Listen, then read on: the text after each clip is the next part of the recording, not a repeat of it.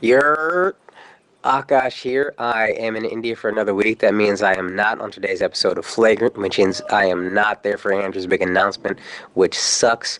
But I did want to send this note just saying, man, Andrew, I wish I could be there. I love you. I'm so proud of you.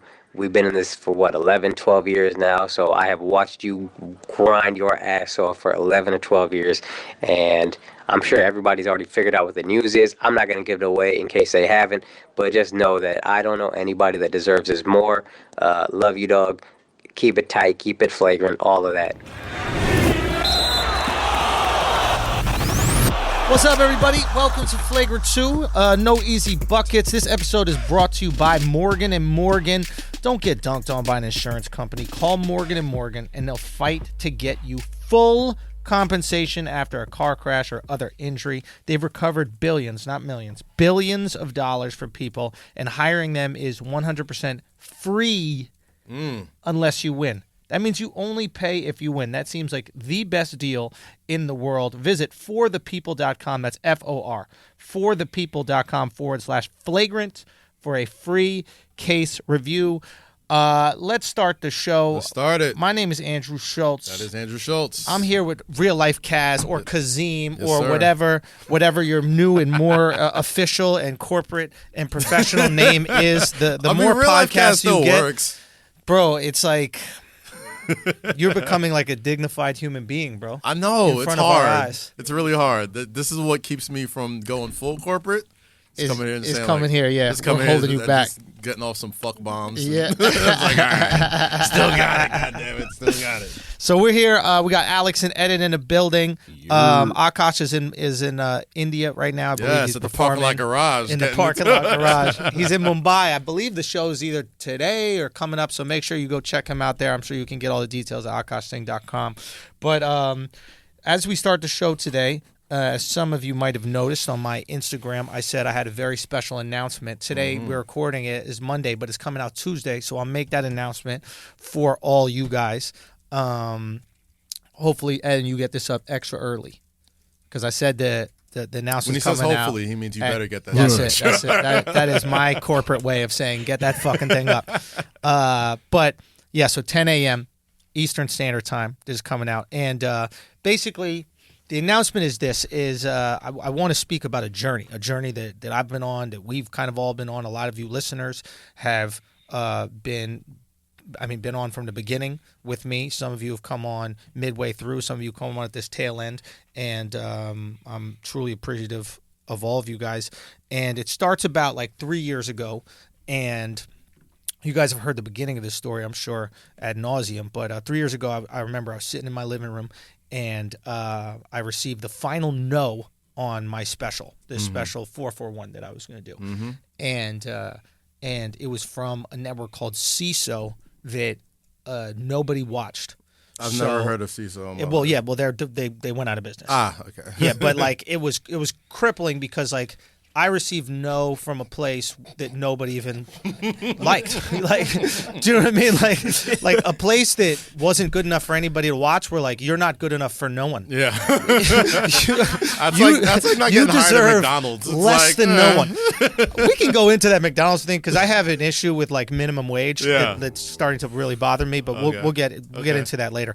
I just think it's fucked up to pay someone minimum wage because you're basically saying like, if I could pay you less, I would. You're saying like, if you could be a slave, I would hire you that way. Right? Like, but there's a minimum amount we have to pay human beings to work. It's almost so like they I'll go, pay you that. Fine. Oh, God. Here you go. Like, if as an employer you have to pay at least 50 cents more than minimum wage, so you don't look like the evil person that's behind. Like Scrooge McDuck. Exactly. It's like an episode of The Watchmen. When you see someone paying a minimum wage, you're like, dude, what's in your closet? You know what I mean? Like, I don't want to give away too much. Okay. Good. Anyway, so I remember after having that moment, I'm sitting there on my couch, and I'm just like, okay, this is not, I can't live like this. I can't go through my career hoping that an executive likes me or hoping that the culture of the time is going to promote the comedy I do, because the culture could change like it did. And then all of a sudden, the type of comedy that I grew up doing, this kind of flagrant, wild, potentially offensive, edgy comedy could become taboo and not cool. And then all of a sudden, what? No more specials, no more opportunities, no more anything. And I was like, this is not how I'm going to provide for my family. It's not how I'm going to provide for myself, provide for my friends. This is not how I can take care of anything. So I realized, okay, I have to make a change. Like I have to do something in life that's going to put myself in control of my destiny, right? And I realized that the only way to do it was like follow the people that I thought had control of their destiny, right? Like the Tyler Perrys, it's like the Walt Disneys, even like the Rudy Ray Moore. That's the guy who Dolomite is about. If any of you guys saw, right? It's like these people invested not in the industry but in the people, right? And they're Russ. You said Russ is a Russ. Huge shout out to Russ because he was the one who inspired the new joke every week, right? Yes. And because he was doing a new song every week. But it's like this investment in the people, right? It's like. Before that, you invest in the industry. It's like, how do I make a clean 5 minutes? How do I make a good clean 30 minutes? Or how do I have a palatable this, that, the other? And I was like, fuck that. I want to be completely authentic with the people. And I truly believe that if I had a deep connection with them and they felt like I respected them and they felt like what I was giving them was truth, right, that they would bring me to the top and they would spread the word and it would be this really organic thing happen. I was like, that's the only way you have control of the. There's no way otherwise. And I sat there and I go, okay, I will allow the people to bring me to the top or the people to crumble me. If I give it to the people and nobody likes it and they say, go fuck yourself, I can accept that. Yeah. But I will it's not. It's always good to go out on your sword. Exactly. Yeah. I will never allow someone in a suit to decide what happens to me in my career. The people will always be the ones at the end of the day. Jury your peers. You know what I mean? Ain't going to be some emperor who goes thumbs up, thumb down. There's going to be millions of people who go thumbs up, thumb down. Gotcha. And I'm fine. I can live with that one. You know what I mean? Yeah. But the idea of like one person having my destiny in their hands. It's bullshit. It's bullshit in most situations. That's how you get your head cut off. Yeah. You know what I mean? Like that's how emperors die. Yeah. Right? Yeah. It's like they say no to the wrong person. Right? And then you that gotta happens every fucking day. Every day. Most kings get their head cut off, and it's usually by one guy. So because he's like, yo, you're not representing what we want. Right? So at the end of the day, I realized that the industry is nothing without the people. Right? So I'm like, okay, boom. We just got to go right to the people, say, fuck it. We create our own industry. We do all that. And I go, you know what I can do is I can give away all this stuff. Before that comics, we always hoarded our material for a special. And I'm like, why don't I do the exact opposite? Why don't I give it all away? And if the people fuck with it, they'll come up to my live shows and I can afford to, feed my family, afford to do all these things like that. Right. And it works. Right? I start selling tickets. Everything's good. And I find this thing, this kind of like hack of the system, and I realize, you know what? It's probably better to share this. I think a lot of times what happens is like when you find some way of making money or having success, like people hoard it.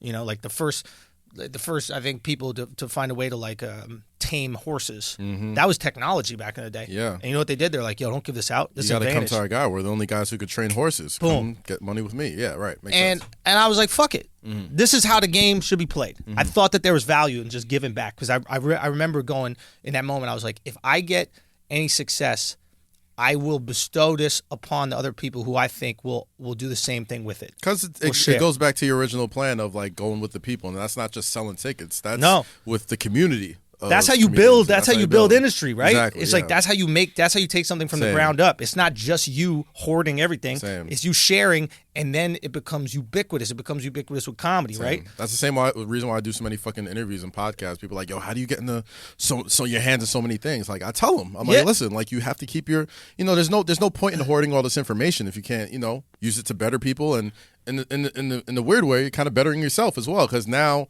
You got to evolve. 100%. Right. And you get pushed. Yes. You know what I mean? It's like once somebody does something better, now it makes me go, okay, now we got to be better than that. Right. It just pushes the art and it's great. I mean, we did things. I think once you experience a little bit of power in your industry, it shows a lot about who you are. Right. And if you're the type of person that wants to like hoard all that power, then you don't deserve the power. And if you're the type of person that wants to help other people who deserve it, I think that's why when people say it's lonely at the top, it's bullshit. It don't have to be. It don't have to be lonely at the top. So, like, I thought we did the right thing. I thought we filming Giannis's special, doing these inside jokes, really trying to expose people here with these comics that they could be really friends with. Yes. And, like, just kind of, like, put people out on a platform when we start to have it. Even giving tough love to Akash. Like, Now He Akash needed is it. killing it. He though. needed it. He I needed remember. it, but I he's remember the killing it. days where he was just like he didn't want to. I remember the days when he didn't want to like meet people after shows, or was too scared to do. He just put out his material. Put He out didn't material, be on social media. It's like and now look at him. He's fucking he's killing Mumbai on YouTube. He's international. He's doing shows. It's just a beautiful thing to see. Yeah. And I basically come to this moment where we film Views from the Cis, right? Alexx comes out, Matt comes out. We go to Europe. We film Views from the Cis, my special, which was before the Crowd Work special. And I have Views from the Cis, and I'm going out to LA, and I'm doing some podcasts, and I meet with this production company called Comedy Dynamics. Okay. And I don't think I told people this story, but Comedy Dynamics recognized the wave. They understood it. It's very rare that industry folks recognize things that early, but they understood it. And they said to me, they're like, hey, don't release your special. We want to buy it. They were the only network. Once again, nobody cared. And they weren't even a network. They were a production company. Right.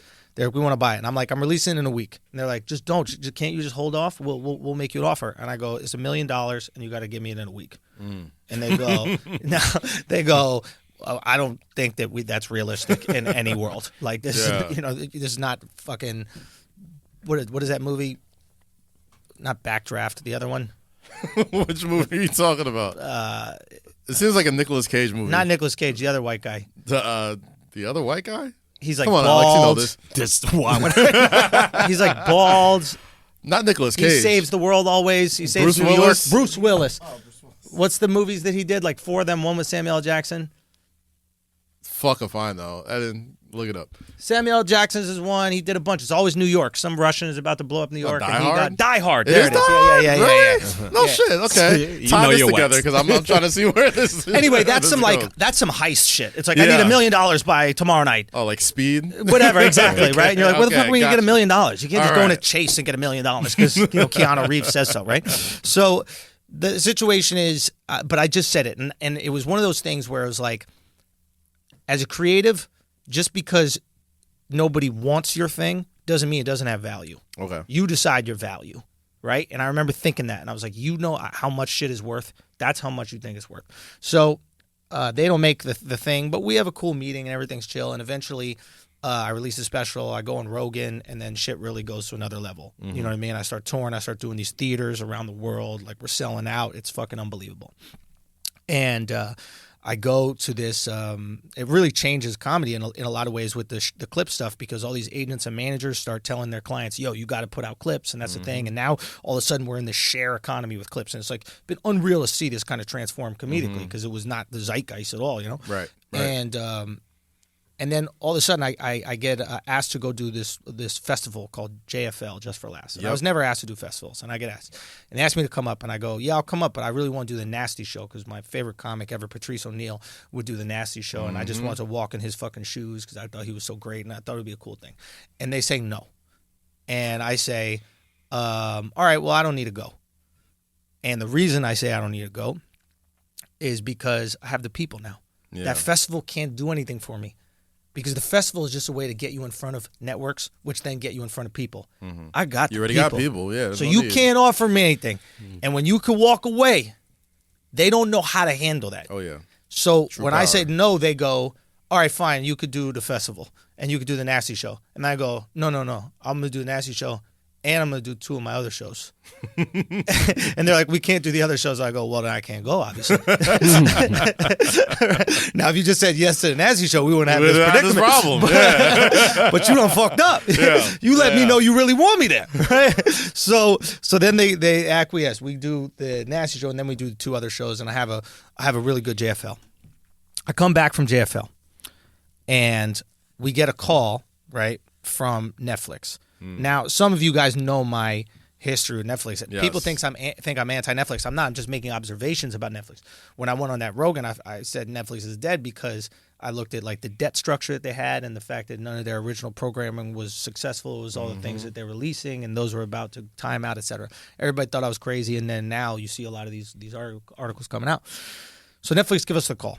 And they go, hey, we want Andrew to do this show called The Degenerates. It's a 15-minute set. It's $25,000. Do you want to do it? I my agent tells me about it, and I go, well, I give my content away for free on Instagram. I give it away for free on Twitter. The money is never the issue. It's just, is this the right opportunity? I'm like, I'm not against it. The next day we get a call from Comedy Dynamics, that production company I spoke about. They go, hey, we want to work with Andrew. What's Andrew up to? My agent, TJ, very intelligently says, he just got an offer from Netflix. He doesn't say what it was for. He doesn't say it was for 15 minutes and $25,000. Yeah. He just said he got an offer from Netflix. Yeah. So they go, wait, don't sign anything. Give us a few days. We're going to cook something up. Okay? This is getting closer to the announcement that I want to talk about. Okay. It might be a long I'm place sitting to on the get edge there. of my seat because I really don't know the announcement. I was like, I want to find out on there with everyone else. So we get the call. So what we do is we have to stall Netflix. So we ask Netflix for a few things we know they're not going to give us, right? So I want to be the first comic in the series to come out, and I also want to have my face on the first image. Okay. Now, Netflix is not going to give that up, right? Unless they do. Well, unless they do, but they're not because they don't get it. But also, even if they do or they don't, they have to put that through the execs. Yes. That takes days. So now we have days. Okay. Right? In that time, we get an offer from Comedy Dynamics. My lawyer sits me down. Not my lawyer. My agent sits me down. He's so excited. We're sitting down, and he goes, okay, here's the offer from Comedy Dynamics. And he's sitting there, and he's like thrilled. And I look at the offer, and the offer is for my next special, and it's for $1 million. Shit. Right. And I'm looking at it, I'm like, dude, this is fucking amazing. You just turned $25,000 deal into $1 million deal. This is an amazing job. This is so incredible. It's a shame we have to turn it down. When I tell you he had a heart attack, bro, dude, his face turned white, dude. And he's a white guy, but I don't know how white can get whiter, but it got whiter, dude. It was hilarious. It's translucent, bro. He was like a fish at the bottom of the ocean. You know, the ones that don't have. He was a jellyfish. That's what he was. He literally turned into a jellyfish, and he's like, what do you mean? This is everything that you asked for. This is the deal. And he goes, remember when we went there a year ago and you said it was $1 million? Well, here's the special. And I go, yeah, that was the deal a year ago. The price of the brick went up. It went up. It's just changed, right? Yeah. It's like if I don't value myself and I don't value what I am, then then what do I have? It's just an arbitrary amount. Jewish man, that Right. answer show. So it was one of those things, and I literally sat there and I thought about it, and it was one of those things that was really important to me because it wasn't about the money of the special. But in that amount of time, I put out 3 specials. I charged $0 for all of them. Yeah. I don't make my living on specials. But the message that I wanted to do is to put out is, you know, I played a role in convincing all these comics in the world to share their content for free. But just because you give away your content doesn't mean it's worth nothing. Yeah. It's worth whatever the fuck you want it to be worth. Yes. So I decided what it was worth then. And then I decided it became worth more. So it's got to be worth more. And if you say no, guess what I'm just as happy doing? Releasing it on YouTube, this amazing platform that gave me the success I have today. So Best I say no. advice I ever got when I was younger. Say what? Never work for cheap. Always work for free or full price. I love that. Never work for cheap. I love that shit. So it's like, boom. So I say no. He freaks the fuck out. And I go, just tell him. He goes, no, it can't be that price because that was the price that it was last time. It's got to be more. Gotcha. He comes back in 2 days. We got more. I won't tell you what it is. I mean, it's more than $1 million. So, I mean, shit. That's all I can say. Right. So, and again, I don't say this, and the amount of money is in terms of bragging, right? It's like that amount of money has helped something else, which I'm going to talk about later in this episode that we've been waiting to talk about for you guys for months. Yeah. But what I say that is if you're a creative and you're in this process, you don't have to be stand-up. You could be music, you could be art, whatever it is. But if you're going through a similar journey that we went through, and what I mean obviously my team, Alexx, Mark, you guys, Eden, Akash, but also all the people that have been sharing these clips and making these things relevant. It's like you can give everything away and then use that to get a way better deal than you would ever get, you know? And when we did it, one of the cool things is that we signed it with a production company, and I partnered with that production company. That's Comedy Dynamics, and then we got to choose where we sell the special to. And I can't say the network right now, but I think that you guys are going to be pretty happy when I say what it is. Okay? And trust me, your boy is always looking at the future and what the future is going to be. And I'm very excited to announce it. And I'm sure we'll announce it in the upcoming months. But the special announcement I have right now is that, yes, my first network special, 1 hour special, deal is signed, is going to be filmed in Los Angeles, California, April 11th. At the Orpheum Theater, the same theater as Dolomite. Hell yeah. And that shit meant so much to me when I saw him pull up to that theater, man, in the movie. And I was like, because these theaters in downtown LA were so important, so special to people. That's where they literally they would all connect and like just watch these movies and experience these like cultural waves. And this motherfucker in Dolomite, dude, he did it himself. And what happens is when you build up the people, everybody wants to come work with you. Yeah. And I felt like the stars were aligned so much when I watched that. So I was like, nah, it's got to be there. And yeah, we're going to do it. So what we're doing is today, right now, as you listen to this, you can get tickets. There's a pre-sale code. And the reason we did pre-sale code is because I know there's certain people who have been on this journey with me for years and all around the world. There. You guys deserve first dibs. Yeah, they deserve to be there. So Tuesday, Wednesday, Thursday, these days are all yours. Pre-sale code is Matador. You could get the link on my website, theandrewschultz.com. But if you want to come, man. We saved this fucking date. We saved this specific city. We decided to do it this specific day. And I wanted it to be Easter weekend. You know what I'm saying? The resurrection. It's important. You know what I mean? Like that's Easter weekend. It's like I want it to be in LA. I want it to be like in the city that said no, in the city that breaks your dreams, in the city that turns you down. It's like, nah, we're gonna go do it there. And everybody's gonna bend with us. And for me, I really see it as like the first special in the new wave of new media. The first deal that reflects new media. The first deal reflects ownership, you know what I mean? And like partnering on a project, not just going, okay, here's my rights, you do whatever you want with it. But like, no, I know what my value is and you're going to pay me according to that value. And I'm just really excited. I'm really excited for that moment. I just thank you. So theandrewschultz.com. If you guys want it, you have 3 days to go get those tickets before anybody else. If you're flying in, I know those motherfuckers are probably going to be flying in, taking trains, driving, whatever it is. Go get them shits. You have 3 days before the whole world knows about it. And that's because I appreciate y'all so much. So thank you so much for being on this journey, man. Thank you. Man. Let's talk some sport. No, I'm just like, I mean, like, I rarely get, you rarely get emotional. Yeah. And Akash rarely gets emotional. But I remember when you were here, like, legitimately like finalizing the deal on the phone before we were filming an episode of Flagrant 2. Yeah.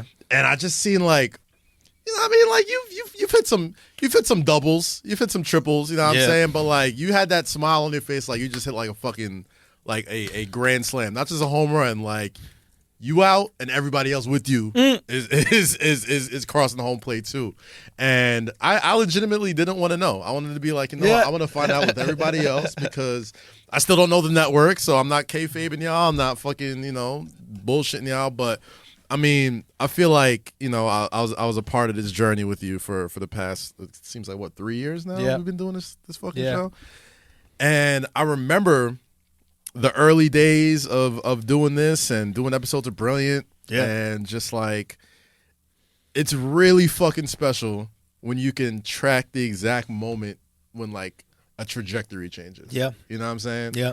And just like as a friend and like as somebody who's, even before we were friends, like I was just a fan of your shit. I just thought you were funny. Yeah. I watched a shit ton of Guy Code, like a bunch of people did. Yeah. And like just being part of this journey, man, like it's incredible. It's inspiring as somebody who I think shares the same sort of work ethic, even though it's not stand-up comedy. It's like it's your field, other shit. You're going for you know what I mean? Like it's just so fucking dope to see somebody deservingly get that. And I spoke to people and I spoke to Al and other people about like sharing the amount of money about it. And the reason I thought it was important is because I'm not Dave Chappelle and I'm not Chris Rock. Yeah. And I'm not Amy Schumer. Yeah. And I'm not these people that you hear these crazy deals that are made, in the millions of dollars.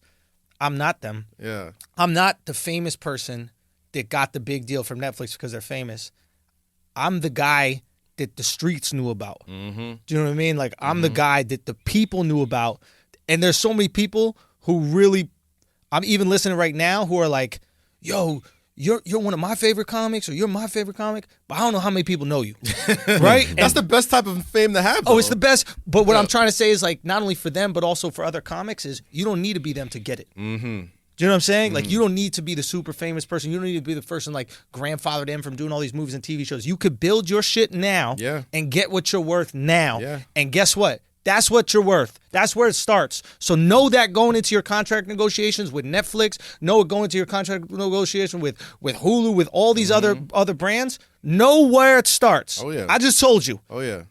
And you know what? If you can get more, good. Get more. I mean, shit, it's on some ninja shit where it's like, Ninja's a guy who the streets knew about, and then you see this motherfucker's numbers. I thought and you were like, saying the N-word politely. No, not I was like, what? He said, no, Ninja, the video game guy, fucking left Twitch, went to Mixer because Microsoft paid him a stupid bag. Right. But like, you hear the type of money he's getting, and it's like, yo, this guy's got more money than like you're probably the best player on your favorite basketball team or football team, and like the streets knew about this dude, and he broke a different way of creating content. That's it. Where he got to create his own fucking number. You know what I'm saying? And my win is your win. I don't got to share this shit with you. I share it because I want you to come up, and maybe you don't have what I have, so maybe you're not going to get that much yet. Maybe you're going to get a portion of that, but at least you know where the benchmark is. Oh, for sure. You know what I'm saying? Like, at least in the NBA, everybody knows each other's salaries, so you could go, well, shit, I'm better than Jerry Stackhouse. Oh, yeah. Or shit, I'm not as good as LeBron, but I'm better than whatever. Of course. You know, I'm better than fucking... The most powerful thing you could do is, as creatives in the same Ben field... Simmons, whatever, I'm trying to think. I mean, that's the whole Dak Prescott, Carson Wentz thing. Like, Carson Wentz get paid. Dak Prescott beats him every time. I was like, I should get more money. So why should I give... But at least you know that. In our field in entertainment, motherfuckers want to be real quiet about what they get. People are very stingy about That's every field. And you know what? That's how they use it against us. That's how every When we don't know, you know what I'm saying? When we don't know what we're doing and what we're worth and what we can get paid,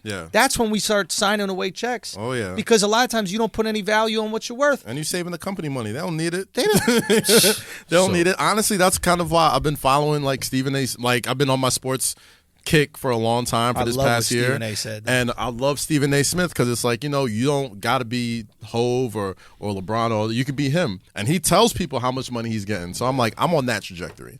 I'm going to get I'm going to fill up every fucking field. So eventually, I know that's the benchmark. I'm like, I'm getting that bag. Maybe not this year, maybe not next year, but I'm getting something close to there and over that. And it's because I've seen you do it. You know what I mean? Like, I've seen a lot of people. I want to get in, and I wanted you to get your shit off.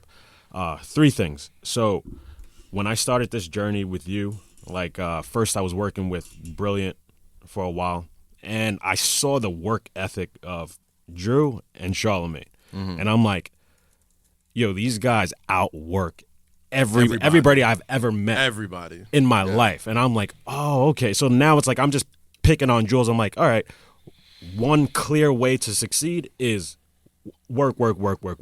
So I adopted that type of work ethic. I'm like, you know what? There should never be a time where I'm bored. Right. Because there's always time to do something. So that's one thing I really commend. And then I even see it with you, Kaz, like just outworking everybody out here. Like, it's funny when people say, yo, how many jobs you got? Like, that's a hilarious thing to say. Listen, I'll go anywhere as long as they pay me to. The next thing, it's like you choosing to give away the formula. At first, I was against it because I guess I came from that old mentality of like, yo, we found a way to get it. Like, don't just give it up to everybody. And then I saw like how appreciative other comics and even just other people in other fields are. Like, and then I realized Elon Musk, like, he gave away the patent to like the Tesla battery. And it's like, look, still nobody is making a better electric car than him. So I'm like, all right. So now I see this giving mentality is so fucking, it's useful. It's needed more because a lot of people are just, they looking for their way, but they can't find their way. They're scared. Yeah. It's a scarcity thing. And then, I was one more point I forgot to make. While you think about it, but I think that's what it comes from. And we've all been scared. We've all had like that insecurity, like, well, what if I give this away? Will other people do it better and then I won't have it anymore? But like, at the end of the day, it's like we got to have confidence. Like if I could think of this, I could think of another thing. Even I if could you think don't of have the confidence, it puts the battery in your back to make sure you at least have the work ethic to outdo that confidence. Facts. Because it's like, I'm saying specifically with giving away. Yeah. And also like, who the fuck would I be to come out here on a podcast every week and say, yo, the Army provides and we got to give back and we got to help each other. And I'm not doing that for my own, colleagues in comedy. Like I got to be the representation of that always. I got to give more. I got to be giving the most always so that people under me feel, well, shit, if he's giving away that much, I got to at least. Like that's what Rogan did, right? Yeah. Like Rogan transformed the comedy scene in LA because he literally just helped. And now anybody under Rogan got to help because if you don't, you're like, who the fuck are you? You're not Rogan. You're not bigger than this motherfucker. Yeah. That makes sense. But you were saying? No, I was saying, I just remember. Oh, go ahead, Alex. The third part I was just going to make, it's very important to speak things into fruition and then always like practice what you preach. Yeah. Because I remember when I was like deciding on should I leave my job and do this full time and some of the key things you were just telling me, like, yo, hard work and like always be positive, even the people who shitted on you, like just don't invite that negativity into your life. And then you also said, I remember in that conversation, you're like, this year I'm going for the mill. Like you said you were gonna be a millionaire this year, and you fucking did it, and that's crazy. fucking amazing. That's crazy, congratulations, bro. Dude, I remember sitting down in my apartment, how do I back into $1 million? Meaning like a million in my head was always like, well, you're just gonna get one check, and then that's what it's gonna be. But it's like. And randomly this type of situation happened, but like how do you back in? Which is like, okay, if I'm making this much here, I'm making that much there, I'm making that much here. This is from a live show. This is from this, and there is a way to make the most daunting thing in the world, which is like becoming a millionaire or something like that. There is a way to make it accessible, and it might not happen in 1 year. It might happen in 2 years. It might happen in 3 years. But there's a way to break it down into smaller pieces. Oh, I got 100K here. I got 200K here. This, that, the other. And the same way that you can break that million up, you could break that 100. There's somebody listening right now who just wants to make 6 figures. Yo, you can back into shit. 6 figures, you can bro. do that shit. I'm telling you, you might be at 80 and you're like, hold up. So if I do overtime, now I'm at 92. And if I babysit my cousin's kid this many weeks, now I'm at 96. There's ways to get there. I'm telling you, it's like, stop acting like that shit is unreachable. Dog, I remember, and I feel like we're opening. I feel like this is a lot of behind the scenes talk about the podcast. But I remember like literally this time last year, where I think we was all sitting in Pret, and we were just kind of like, all right, what are we gonna do for next year? Like, what's the fucking goal? And I remember we were talking about, changing the name of even adding like your name to the shit. This is after the Rogan bump and like all this other shit that we were just kind of like plotting. And I remember a specific thing you said is like, yo, what is your personal goal for this? Like, what do you want to get out of this? And I'm just like, I want to be the sports guy. Like, I want to be the motherfucker who like, there's a lot of old motherfuckers in this shit. I want to be that next dude. You had your specific goals. Akash had his own specific goals. Alexx, Eden, like we all had our own shit that we were after. And to come back 365 days later and you're a millionaire. I'm a fucking, people have called me like the fucking new voice in New York sports. 100%. You are. Every fucking The Post. the Post, Sports New SNY, York. Fucking Nike. I just signed a couple deals with Adidas and Under Armour with no fucking, exclusivity to any of them. You know what I mean? Like just a bunch of shit. Akash is in fucking his home country. So Akash's dream has always been to like perform for his people, as he calls like that. And the fact that he's gone there twice this year to do shows. God, you know what I mean? It's fucking insane what you can do when and granted, people probably listen to this and they're like, oh, guy, get to the jokes. But sometimes you need to hear this shit. It's the end of the year, you know what I'm saying? You need to. It's important time to reflect. And, I'm not one of these motherfuckers that waits for the new year to do everything different. I never made a New Year's resolution in my life because the resolution starts when you need it. Yeah. But it is important. I feel like Bars. it is important to reflect. Say what? I said bars. It's true, right? It's like, but it is important to reflect on like the ability of it. Like Akash went in 1 year from being almost homeless to getting married. Oh shit. You know what I'm saying? Like that's the flossiest fucking wedding. That's a glow up right there, right? So it's like, and I just I just know, and I know it sounds so crazy in times. Yeah. And again, I don't define anything by the money. I've never done a single thing in my life to make money specifically, like a single project that I wanted to do, right? It's like, but I knew that we had something great here, and I knew that there was something missing in the world here, you know, and I knew that the flagrancy would be so refreshing to people, and the way that, like, it's caught on, and the way that, like, I mean, just chucking up the asshole when someone sees you, bro. It's like fucking crazy, bro. It's a squad, bro. It's an army out there. It's more than that at this point. It's a fucking like I've always told people my only this goal. Is a cult, bro. We out here with a cult, dog. My only goal in life, yeah, was to just be marks on a timeline. You know what I mean? Like if there's a timeline of shit, and you got one of those indents, those marks, it's like, all right. Whether it's podcasting, comedy, sports, content creating, whatever the fuck this whole hodgepodge of things is. Yeah. We have a mark on podcasting, the way comedy is done, the way sports is talked about, all that shit. You know what I'm saying? I'm glad you're bringing this up, Kaz. And that is worth more than any fucking check. Just knowing that people... Innovation. Yeah. Why you pushing it to the next level? When it was fucking hard for a lot of motherfuckers just to be... I was one of the people. Yeah. I was one of those people. I was like, man, I don't know what I'm talking about. I don't know. You know what I mean? I'm my catchphrase at one point was, I ain't touching that. Yeah, I'm not touching it. Yeah. So now I'm just like... now let's go. Fuck it. Because there's value in fuck it, man. Yeah. Because when you have the people, they can't take anything away from you. I have no fear, man. They cannot take anything away. And I'll tell you, when you talk about innovation, that brings us to the next thing. I think that I've been waiting to tell y'all this about this for so long, man. And you guys have heard me tease about it forever. But I told you, you know, earlier, and I probably told it a million times on this podcast, is that the only reason for me making money is so that I can push these projects that I have further, so I can take care of my friends, I can take care of my family, so I can produce content in the most authentic way. That's all I've ever wanted to do. I don't want to have to bend to a network standard or these types of things. When we have the ability to create this content ourselves. And when we started doing this deal, you know, and it looked like the deal was going to go through, I pulled the trigger on something that you guys are going to see in the new year. And that is, we have a new content facility in Brooklyn, New York. It is going to house Flagrant 2. We have another podcast that I'm starting called Schulz, and we'll give you more details about that in the future, but that's just one-on-one interviews, similar to the one I did with James Altucher or Cypher Sounds, Miko Grimes, like these kind of like long-form interviews where I'm talking to these people who have really interesting story or perspective I want to share.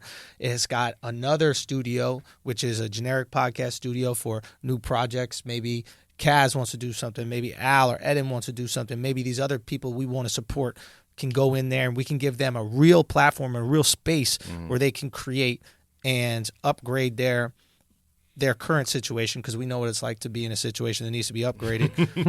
We got the green screen studio so we can create content. And this is one of the coolest parts for me is we have a live performance space. Yes. So I'm talking about screening a special, doing live comedy shows, watching NFL games. I mean, like seating, the whole 9 yards. So intimate, you know, maybe 50 people, maybe a little bit more than that. But the fact that we have all this in our studio, editing bays for Alexx, Mark, Eden, anybody else on the team, like legit, so they're not on their fucking laptops typing away, but like the real fucking deal. Yeah. And I mean, like full lighting, rigging, we upgraded the cameras. We have these like amazing, cool new cameras that we're working with.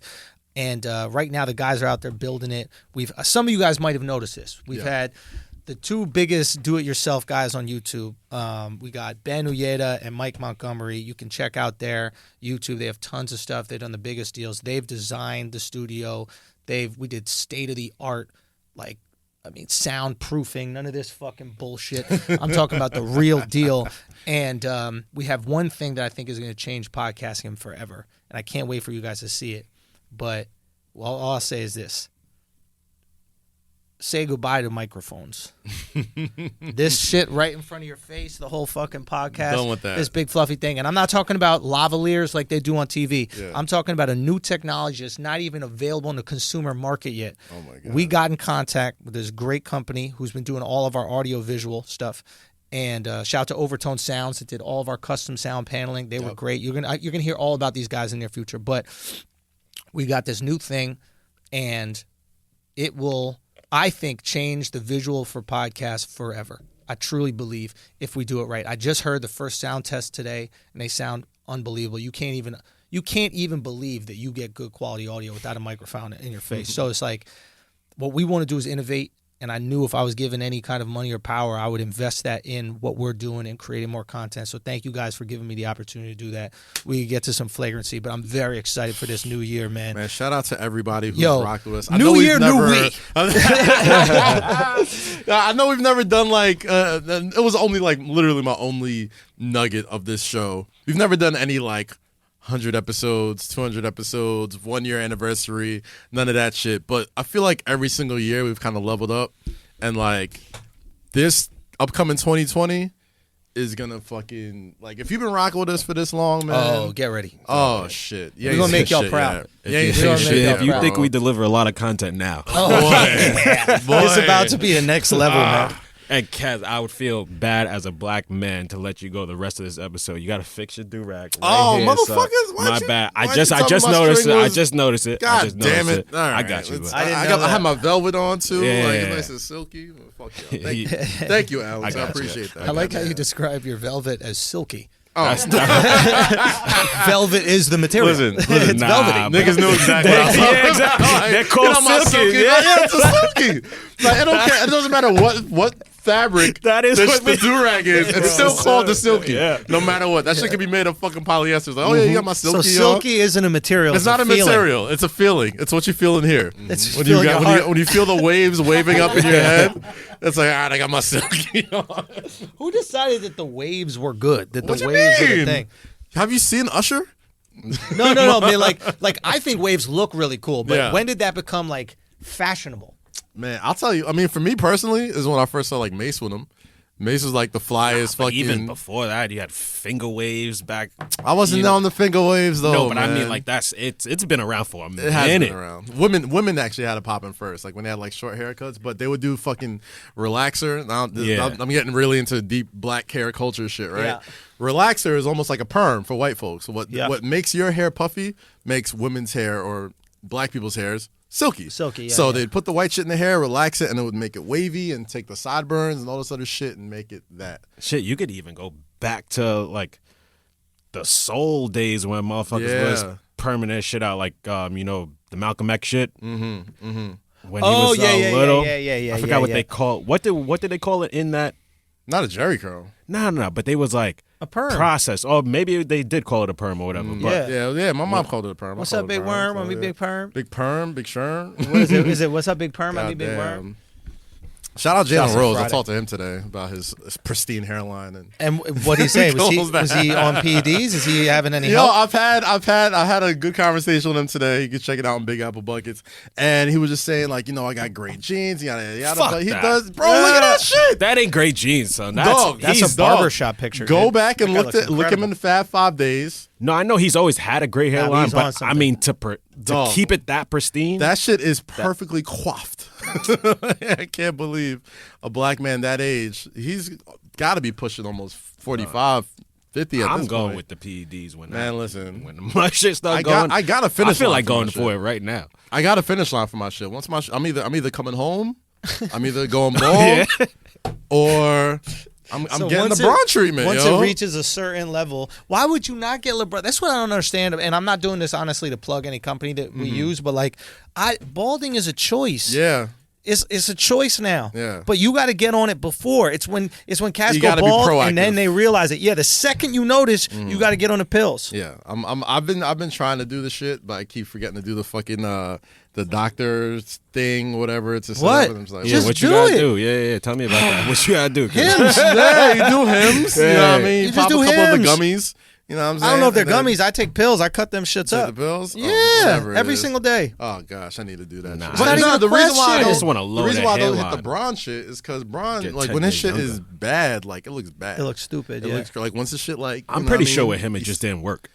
Like I'm Yeah, pretty sure he it's not did. gonna work for everybody. Yeah, that's what I'm saying. I'm pretty Like- sure he did everything he could. It just didn't I'm take. sure he did. What's the Because guy's he got all from? the money Tory in the world. God had Lanez. to handle Like Tory Lanez, it didn't work for him. Nah, it What's did. Charlamagne called the trap toupee? Yeah. But like Tory thinks it worked for him, which is cute. But if you look at his hair, it looks odd. Yeah, His hair looks odd. But it's still in the growing process. It takes time. Oh. Like you've seen it get progressively better. Yeah, because Tigers. He just couldn't wait to show it off. Here's the thing. Tigers DJ is Envy great shit is kind of crispy too. because the thing about Tigers is like so Tory's when it grows out, it looks like baby hairs.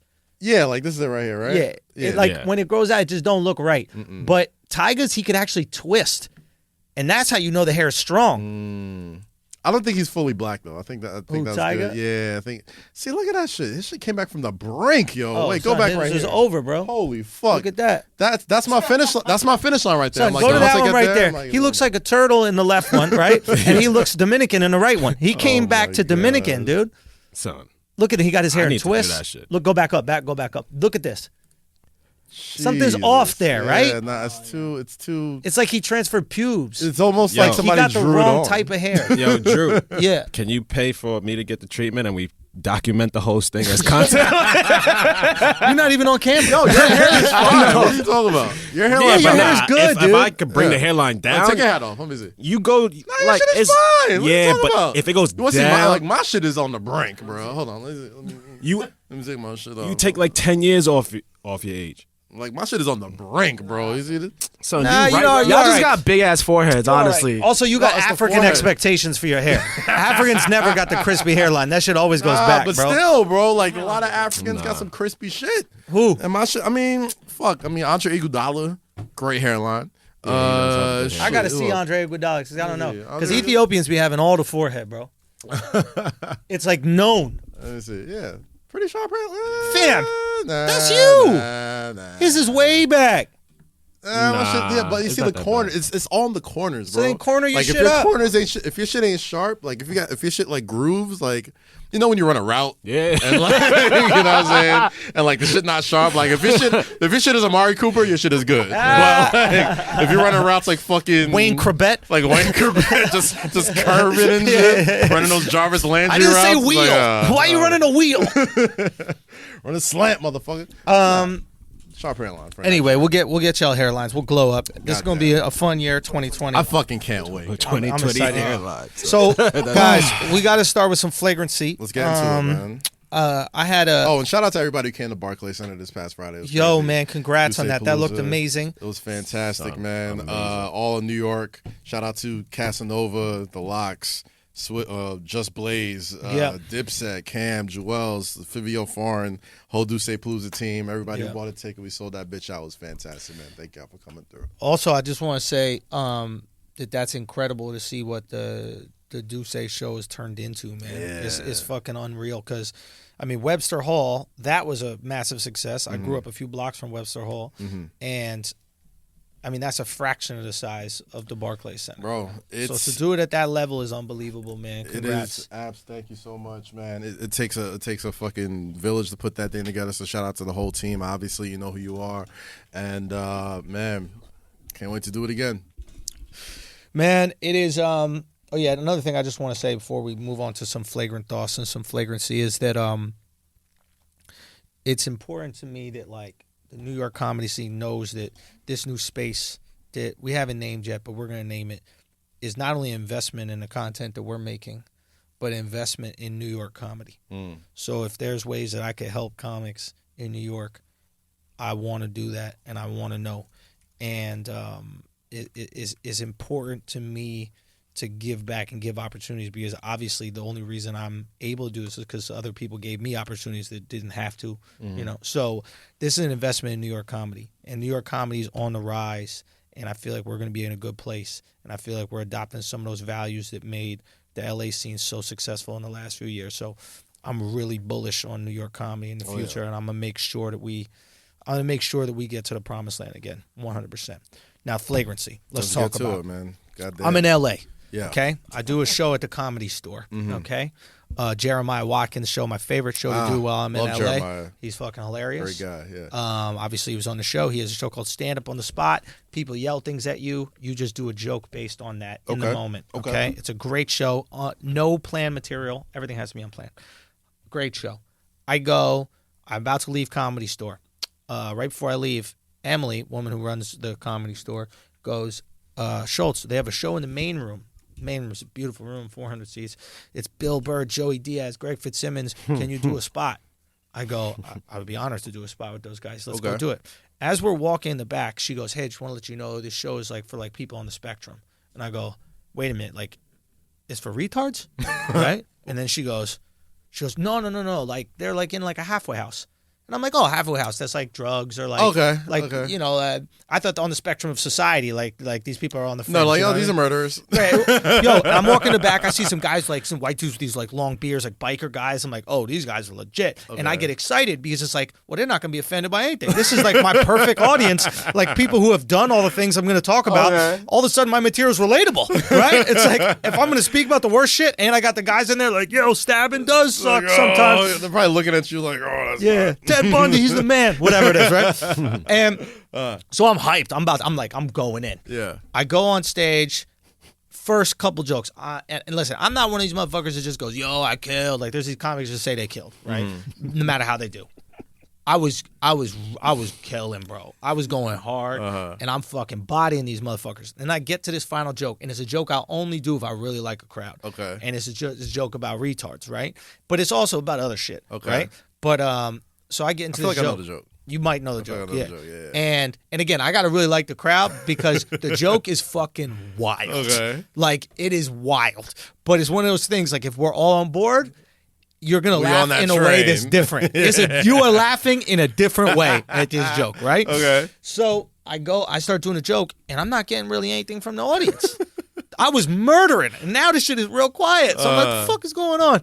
I keep on doing the joke. I get them up to make maybe 50%, but it just was not the same as it was in the beginning. I was like, man, that's weird. At the end, I walk off stage, and backstage is Joey Diaz, and Joey Diaz looks at me. He goes, "Hey kid, why'd you do the retard joke?" I'm like, what do you mean? He goes, "There's a room full of retards." Yeah, it's a benefit for retards. Why would you do that? I was like, "Are you fucking kidding me?" I go, "Are you kidding me?" He goes, "No, man, don't worry about it." He goes, "They forget about it. They're retarded."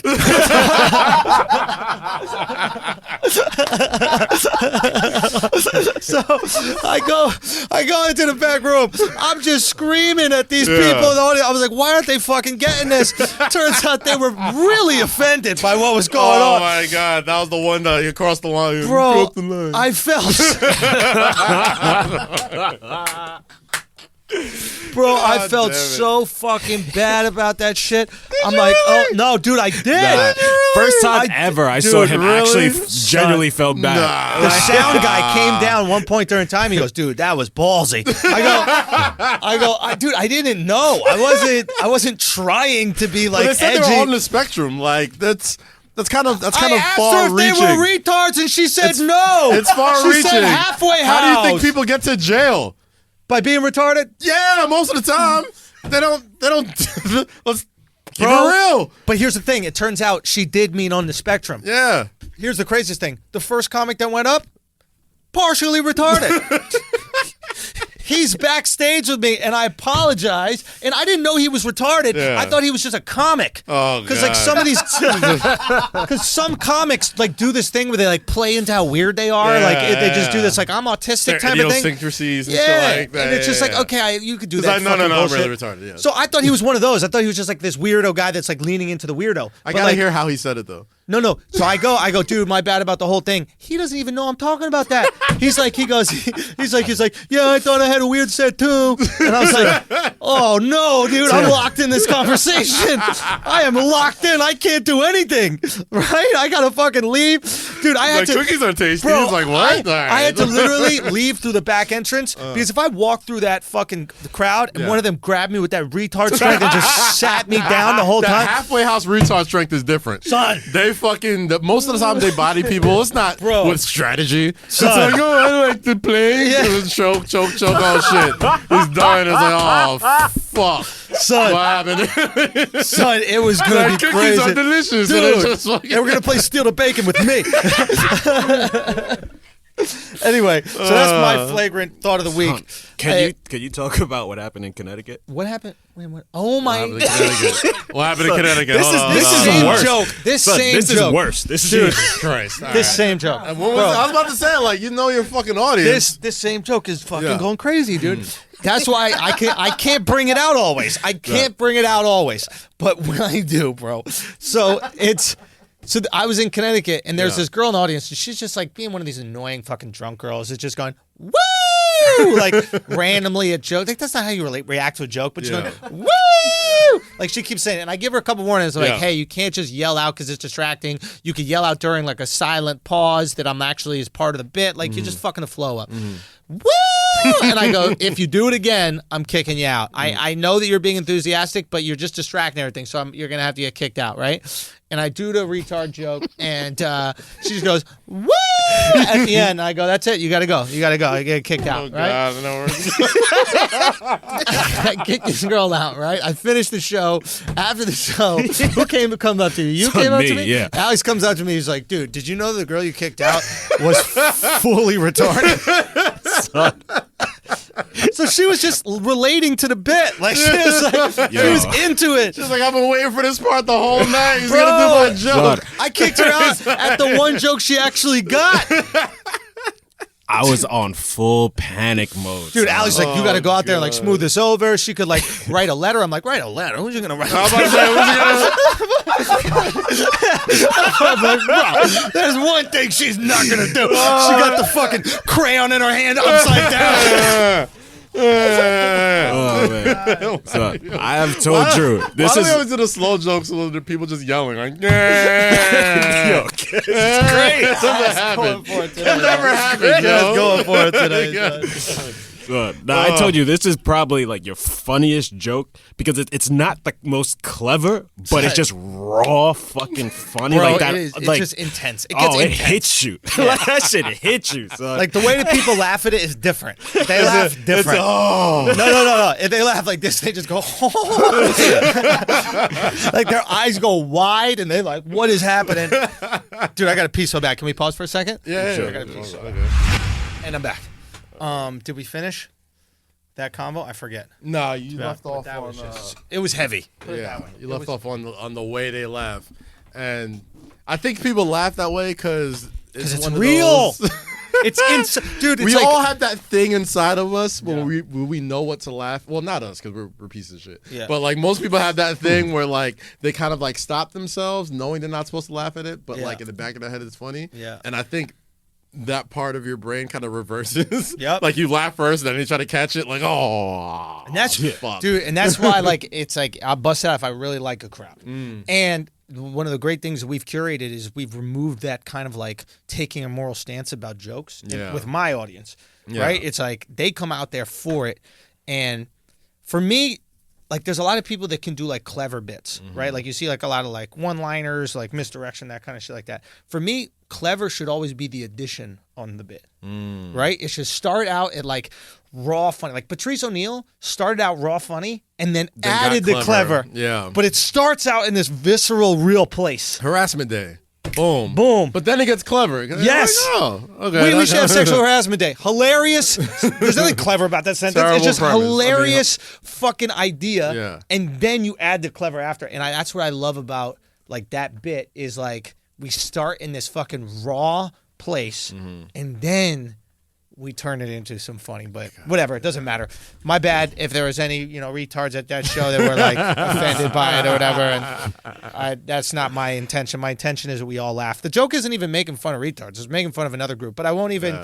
I won't get to. I won't tell too much of that. Flagrant. We'll save that for the special. God damn. Yeah, please. Hey, there it is. Can I tell you one of the greatest sports moments of all time happened this past weekend? Please, because we have a lot of. Woo! Kamaru Usman. Bro. My God. Okay. So Let's talk about the Nigerian nightmare. This guy, anybody who hasn't seen MMA fight. It was an amazing fight. Amazing fight. Kamaru Usman fights Colby Covington. Many of you guys know Colby Covington. The interesting thing about Colby is he is playing a character. It is a gimmick. He's healing it up. He's healing it up, and his heel is that he's this MAGA Trump supporter. Yes. He got has the Trump shout out. He came to the cage with Candace Owens. The whole thing. He came out with the Make America Great Again hats, all that. The whole thing. Yeah, And what's interesting is that he was kind of like toiling in obscurity until he leaned into this character, and now he kind of like what's his face, Henry Cejudo, not the other guy. He fought Anderson Tito Ortiz, Silva. White dude. He does commentary now. Chael Sonnen. There you go. Exactly. Yeah. So like he realized that you need antics. He went with these type of antics. Yes. And I mean, from my understanding, from what I've been told, is that he has like a guy who worked for the WWE writing for him. Oh, yeah. And like he writes all his stuff, and he has like papers that he's memorizing before he goes. He's fucking reading the Trump Jr. book during the press conference, the Triggered book. 100%. And shit. Like he's on. He even said he's going to try and go to WWE after this. Like, right. That was his next. So step. he fights Kamaru Usman, and Usman fights this really brilliant fight. But Colby fought a good fight too. It was a very competitive fight. Came out like a bat out of hell. Colby won the first round. Yeah, he was definitely debatable about the second one. It was a close fight, but Kamaru is a brilliant fighter, and he made adjustments. He started attacking the body. Colby had never really been hit like that to the body. And slowed him down and took away some of his energy. What is the word I'm looking for? I guess it's speed. Not speed. Not speed. It's your cardio. Right. Those endurance. Body shots remove that fucking endurance. And Kamaru Usman slowly broke him down, and then that fifth round TKO'd him. But like really brilliant, methodical fight. He was so poised and like so.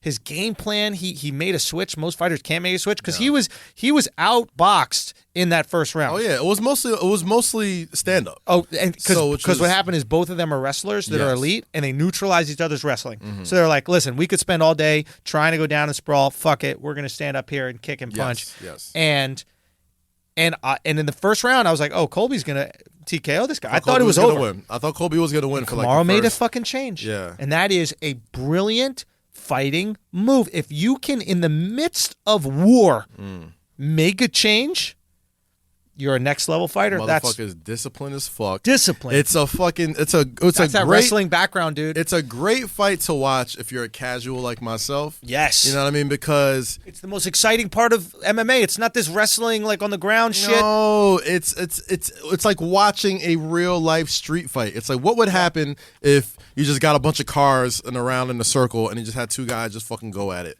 You got one guy who is the noble champion, Nigerian man, doesn't really talk much, very strong silent type, and you got this fucking like myself, and then you got this white man who is playing up the heel, and in a way, and the great part about it was, and if you watch wrestling, sometimes crowds swing, and if you see Colby coming to the cage, you know this is UFC country. This is like a lot of motherfuckers who like that Make America Great Again shit. Motherfuckers was chanting USA for that dude like a lot of the time during the fight. And as the fight wore on, and they saw like the warrior fucking spirit in this dude, just chopped this dude down little by little, broke his fucking jaw with a mean, I think it was a left, a mean fucking straight right. Straight right. Yep. Mean fucking right hand, broke his jaw. Give it to Colby though, because the motherfucker, he's tough as Son, shit. they both fought brilliantly. Great fucking fight. Here's the thing. And this is the crazy thing. If I thought the stoppage was early, but I'm not upset at it. I think that Colby was defending himself. I think that Kamaru could have got the stoppage very easily, but I thought it was a little early. Yeah. But if he makes it through the fifth round, they looked at the scorecards, and I think two of them were tied or something. Yeah, but it was different because I was listening to Rogan. Rogan said they got to fire the fucking scorecard judges because those motherfuckers don't know what they're doing. Because he thought, obviously, Kamaru fought the better fight. But I'm watching it. I'm listening to the crowd. I'm listening to the to the It's commentators and close. shit. I'm like, Besides the 5th round. by the 4th round, by the 3rd or 4th round, I was literally watching it like this result's gonna piss me off because they're gonna go the distance. Yep. And I think they're gonna give it to this dude, Colby. But I mean, I'm pissed off that I would have liked a questionable decision just because it creates a trilogy potential. Yeah. And there's nothing better than these two guys going back and forth about it. But I think they'll go back at it again. Here's the fight was problem. too good. Here's the problem. I hope they do, but here's the problem. And they should. But if it went to a decision, at least for Kamaru, who deserved it, because I think he won bare minimum 3 rounds convincingly, right? Of what I saw. If it's a decision, he can always dispute the decision and go, let's run it back. You can't dispute a knockout. You can't dispute getting your ass fucking whooped like that, right? So there's less of an impetus for the rematch. Yeah. But I think that if he gets a couple more impressive victories, you will see it. And where Colby fucked up is because even like with all the antics that, generally, personally, I'm not a fan of, but as a fan of wrestling and drama and all this other shit, I'm like, I get what you're doing. This is dope. I'll pay to watch this. The thing he should have done is said, Kamaru fought a great fight. I did what I had to do, yada, yada, yada. He sprints from the fucking cage. Yeah, it was really weird. Yeah. Real pussy shit. He was talking wild cash shit the entire fucking lead up. Yeah. I don't even think he did a fucking press conference. Maybe because I don't know if he had to go to the hospital or whatever. Right. Like, he didn't do the press conference. And then the first thing he does is get on Twitter and bitch out the ref and bitch out the scorecards and all this other shit and say it was an early stoppage. It's like, my dude, you won me over. Even like personally, I didn't want you to win because I don't fuck with your, the things that you're talking about. But during the fight, you're looking on the timeline. The motherfucker's like, yo, say what you want about this motherfucker Colby. He's tough as shit. Like, he's tough as shit. He's going at it.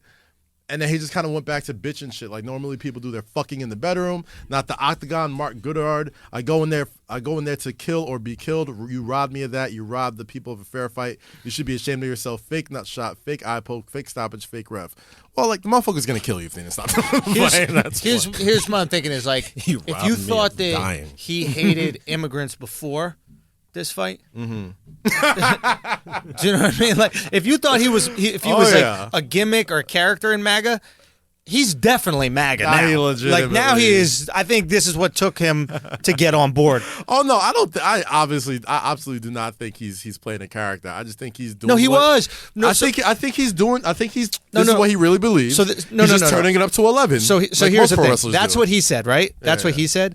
That, like, oh, I finally got the courage to do what's inside me. But he needs to say that because if it comes out, he's a gimmick. But, like, literally, I was talking to Schaub, Brendan Schaub, who does, Fighter and the Kid, and he does Food Truck Diaries. So they did a Food Truck Diaries. He's, like, going over what he has to say when they stop the camera. And then Schaub's like, bro, you don't have to do this. If you want, we can just do it normal. And he goes, no, I got to do it. Like, reluctantly. And then he's talking, he, like, hires girls to be with him. And he's like, could you girls, like, I don't know, maybe massage my back or something during, like, the whole thing is shtick. Jeez. So it's like, and he's exhausted by the shtick. Yeah. But at the same point, he's almost out of UFC if he doesn't do the shtick. You paying, bro. You got to do it. You have to do that shit. You have to do that shit. Have you seen this fucking, this video? But wait, Drew, you don't think he, like, I'ma send is this to you. Republican? Like, you don't think at all? Dude, he was best friends with all these guys, like Jorge Masvidal, like all these dudes, like they were all homies. Like there's even a point once when he was in like Florida and like some Muslim dudes like run up on him and they're like, how do you feel about the Muslim faith or something like that? And he's like, and like they caught him when he's not like character, and he goes, no, I love Muslims. It's great. It's like you should believe in whatever you want. This is America. You know what I mean? Like he's like, it's complete shtick. And I was talking to Rogan and them about it. He's like, it's just shtick. Now it's convincing because he looks the part. Yeah.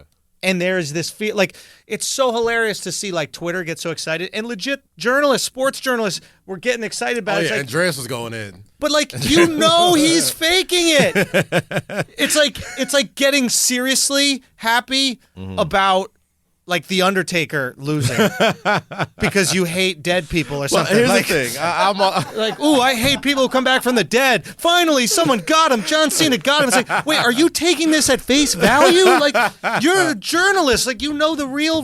what I think is, and Andreas is a smart fucking dude. Andreas is so funny. That motherfucker act like there's like a hurricane around his mentions. If you look at anybody who tweets him, they're fake. Like, he's like, all these MAGA people in my mentions, I'm looking at them, they got no followers and they're no it's like, But that's it's not them real. though. That's them though. Like, I get that shit too. I think Andreas made all those accounts. No, those bots and shit are real as fuck. But I guess if it is shtick, great. That's shtick for him. Yeah, but if that you doesn't really mean like hundreds of thousands of people aren't watching. Like, yeah, fuck those niggers up. Yeah, Like, whoa. But here's the thing: what you should do is, if you really wanted to fight it, Yeah, that's what they sound like. I know it's but rough. that- It's hard that to no, hear. but if you want to fight it, what you do is this: you go, "Hey, this is shtick. Yeah. Any of you guys following this, you're idiots. It's fake. Expose the gimmick." But he doubled down though. Of course he's gonna doubled double down. But like Conor did that too. Conor had shtick. Conor was, it was never this kind when of he was shtick. fighting homeboy, Actually, I Russian believe dude. Conor, When 100%. he was fighting Russian dude, he was like, bro, like after fucking dude hopped the fence, he was like, dude, I'm just trying to sell tickets, man. I'm just trying to get buys. Like he wasn't trying to disrespect homeboy. I forgot the dude's name. The dude with the fucking Khabib. Yeah, he wasn't trying to disrespect. He was like, oh man, just trying to sell tickets, dude. Yeah, like but- after you take the L, like this is the most cringy shit. Did you see this? No, Henry Cueto. Cejudo. Oh, Yeah. Cejudo, whatever. Yeah. I don't speak Mexican. Just kidding. Yes, God, I love this shit. Press play. This is the most cringeworthy. If you want to talk shtick.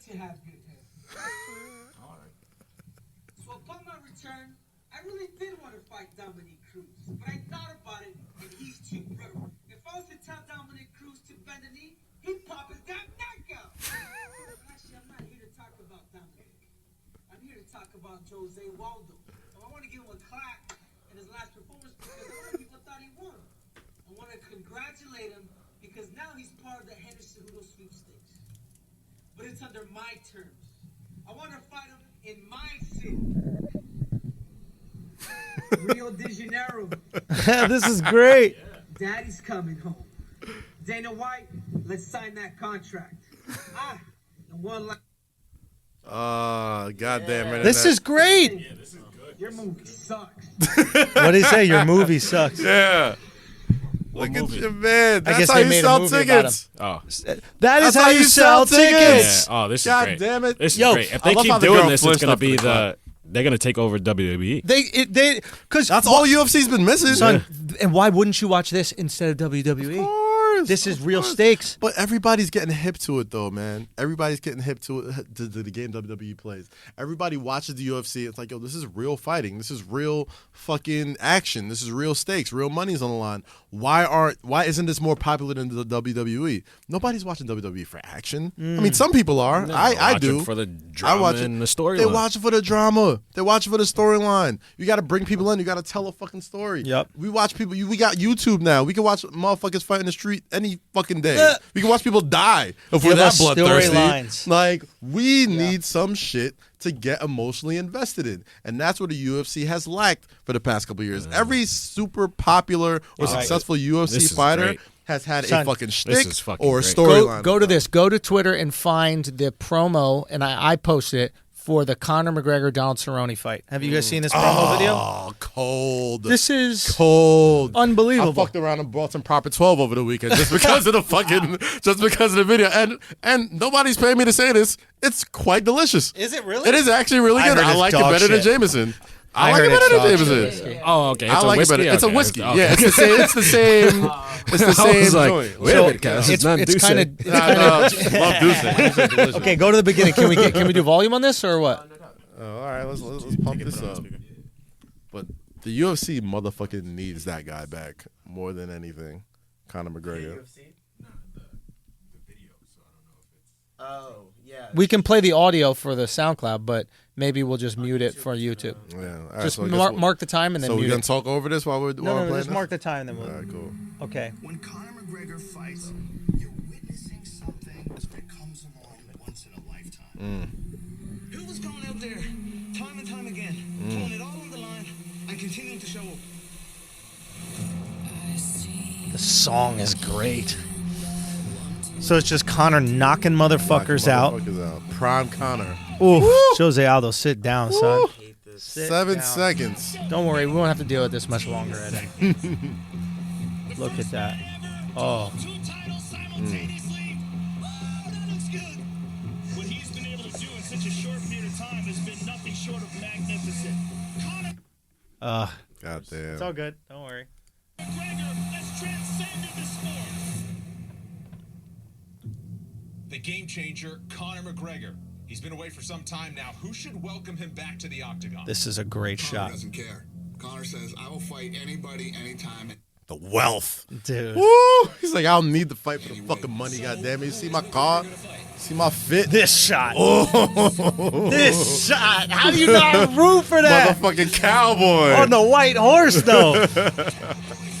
Sit down. You're looking at a legit wild man. The all-time leader in wins. The all-time leader in finishes. Who likes to Boom. Woof. I love that little sound. Boom. anywhere, anytime. Oh, Oh, sit shit. down. You're too slow and too stiff. You're stiff as a board. I'd snap you in half. Come on, man.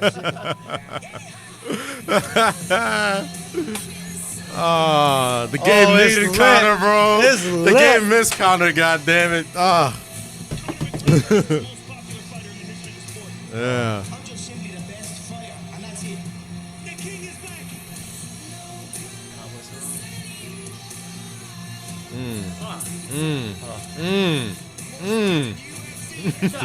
Oh. Amazing. Amazing, whoever it is. This would be a great place to watch. A great fight to watch at At the new at the new spot. compound. Exactly. Ooh, maybe we goddamn. invite some Whoever folks. edited that was Maybe amazing it because every major hit was with a snare You- drum. you heard the snare. Yeah. I love so, that. so fucking smart to do I that loved shit. it. God They damn, they yeah, they nah. brought fucking music video aspects to a fucking fight promo. And dude, that first scene of him on the horse in the snow. Yeah. You're like, oh, and what a great juxtaposition. He's got the rides, the cars, the glitz, and this guy's just like country. All American boy on the cowboy hat. Oh, I can't wait. Dude, I'm not gonna lie. But I think they took that out of the Stylebender promo. Probably. Which one Nah, was it? I mean, like, when he puts his videos out, like, he adds that type of music video stylistic thing to it. Yeah, yeah, And yeah. I think UFC is like, oh, shit, we need to... I Step think it up. they need to step their shit up from watching Stylebender. Yo, the 'Cause impact that he Stylebender has is promoted crazy. himself. Oh, he did his own video on it? Oh, I didn't yeah, know he does made a his lot own. of the, you know, the ones he puts out lot after of where stuff it's on like, his IG. like the anime Yes. that's built into it and shit Yes. like that. Like, Yeah, he's yeah. doing that. Yeah, that's no, not that's UFC. next level. That is next level. Boy, it was a good fight weekend, man. Dude, it's Terrence Crawford, like, dude, the fight game is in such a good situation right now, boxing and UFC. And I'm like, I find myself really intrigued with UFC. Nah, especially UFC, even boxing too, but UFC especially. Right about now, they kind of get into a nice groove. They got the Nigerian takeover happening. They got Conor coming back. They got, I think, Amanda Nunes next week, who she's probably No, she won Oh, already. she fought already. She fought already. She Oh won, yeah, yeah. well, sure, knocking bitches out. That's what she does. Did y'all talk about Anthony Joshua? I know that's boxing, but What happened to Anthony Joshua? yeah, I with forgot. Andy Ruiz, that fight. Yeah. Oh yeah, the fight. Yeah. I was thinking of Rumble Johnson Yeah. for some reason. talk about that, did y'all? Yeah. We didn't talk about it, but Crazy of The a fight was ass. He was like, I was partying too fucking, he was on much. defense the whole fight. Ruiz came in not even in shape. Not Like, even it was, shit, yeah. It was just such a huge Such a- disappointment, the whole thing. He just want, but you could tell he just wanted his payday, and he's Yeah. probably never gonna fight again. And he proved everybody right. It's like you look at Ruiz, Ruiz yeah. and you're like, oh, you don't have any discipline. You're a fat guy. And then, of course, he goes, no, I'm just, my metabolism's slow, but I do work hard. And then for the biggest moment in your career, you come in 15 pounds overweight. lay a It's like, fucking no, you egg. don't have discipline. Yeah. That's why you're fat. There's basically no other said- reason besides you do not have discipline. Yeah. Simple as that. At the end of the day, having abs is different than being skinny.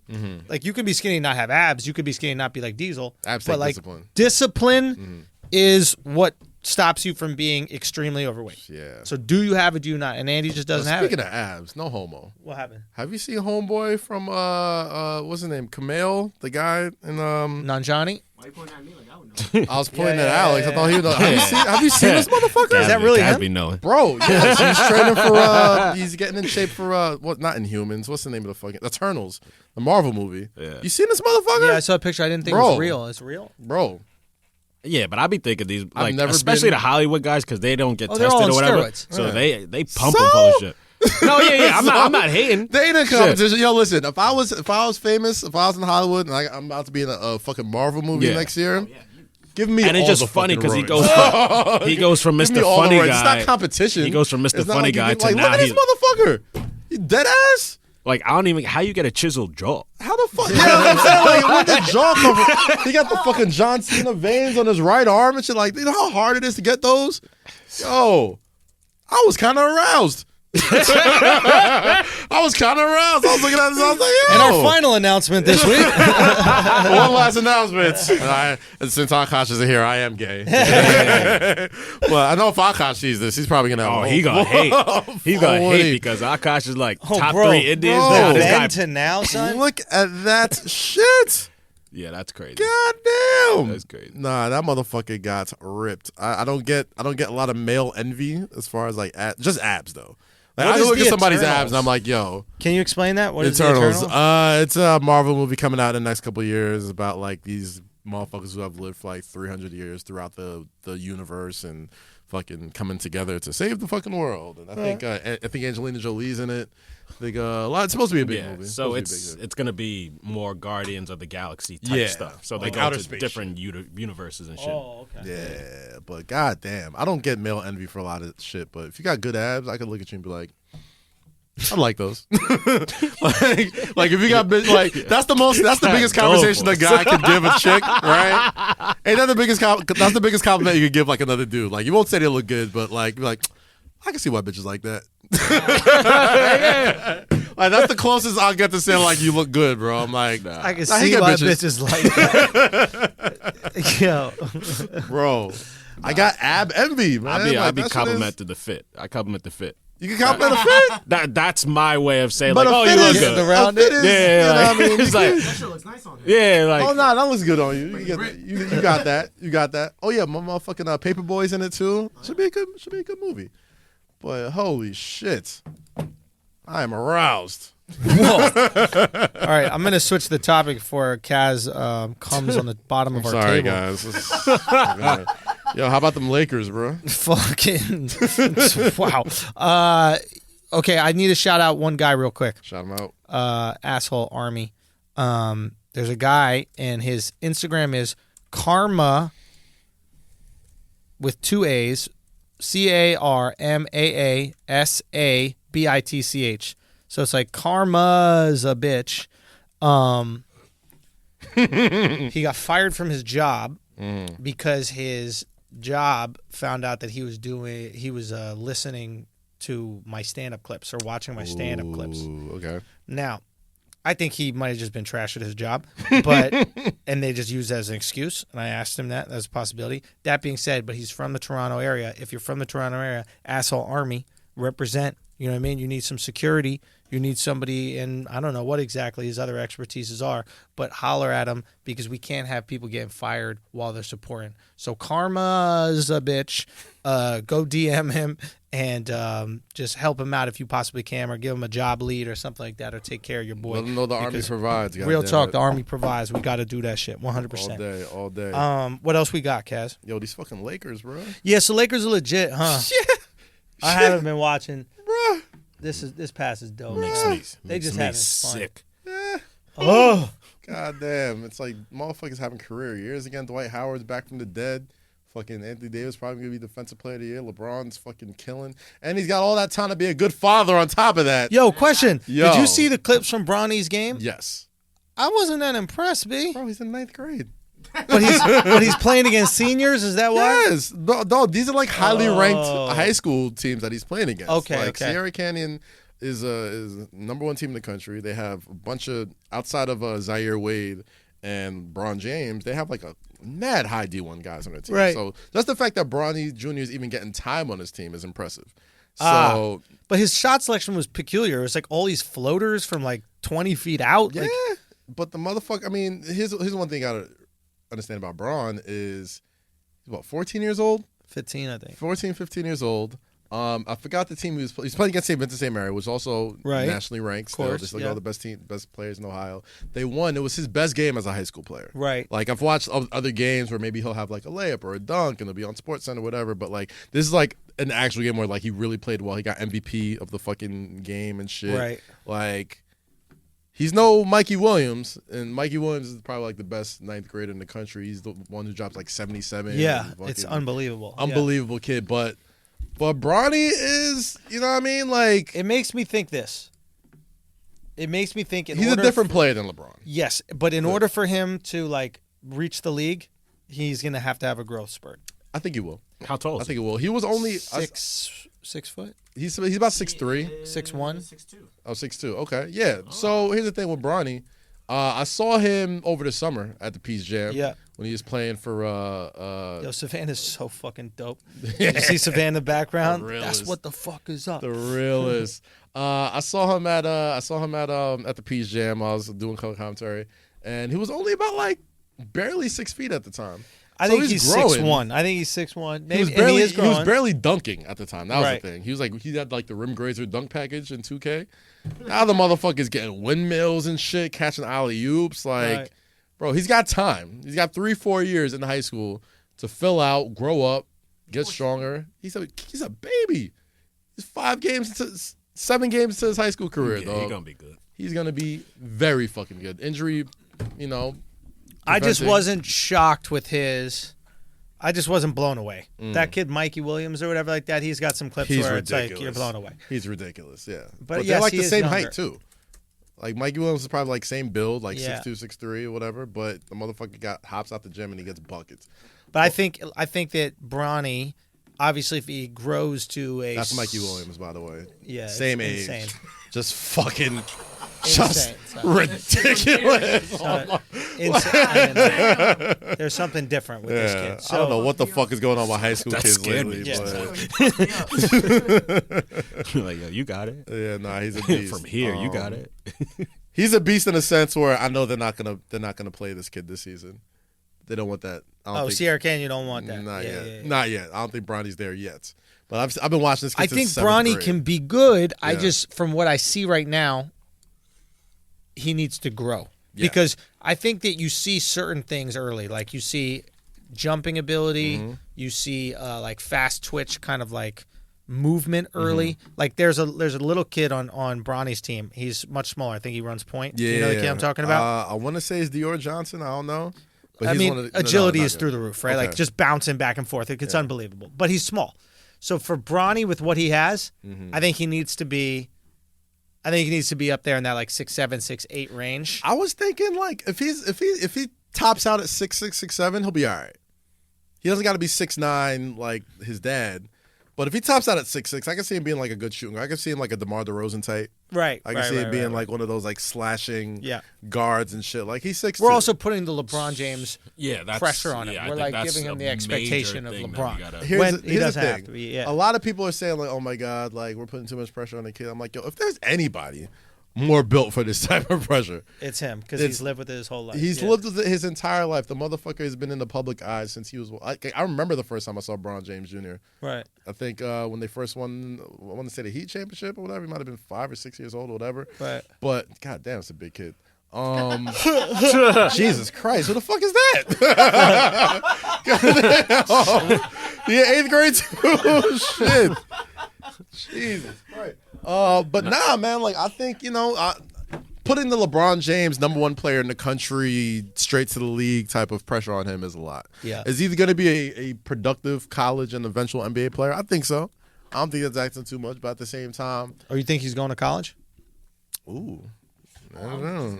I mean, by He the won't time, have to. by the time, Nope. I mean, I think by the time he's, I think by the time it's time for him to go to college, I think that rule will be long gone. Right. I think in the next 3 or 4 years. I don't think if he has to, he's not gonna go. 'Cause Here's the thing: if I am LeBron James Jr., go to college. really? Go to college. Money ain't gonna make no difference. No, it ain't about money, bro. Learn the game. You gotta let him be that kid, bro. Yeah, You but gotta let him don't, be that kid. Like he's you don't already. think LeBron wants to play with him? I do. And I do. think so. The fastest way to get him to the league, come straight to the league. I totally understand that, but I think just him as Make it I don't happen. think he's gonna get that kid experience now, obviously. And the high school has like the fact that ESPN is broadcasting these games as a freshman. They're not there to see Zaire Wade. They're not here to see all these other. They're there to see Bron Jr. Right. By the time he gets to that college level, I don't think going to school or going to the NBA, I don't think he's gonna be any more popular. You know what I'm saying? The hype's only gonna get bigger. Right. So I do think he should do a year of college. I think he should do that March Madness experience. I think he needs to go and be the man somewhere for a little bit, you know. And granted, we're talking about a freshman in high school here, but I think he should do at least 1 year in school before he makes that jump. Like you said, I do think he needs to get that growth spurt. I think he'll get it because he's got Bron. He's got Bron. No, but yeah, I was looking I didn't up hit a growth spurt until I was 16. So LeBron. Yeah, LeBron. That's funny. You had one. It was just this way.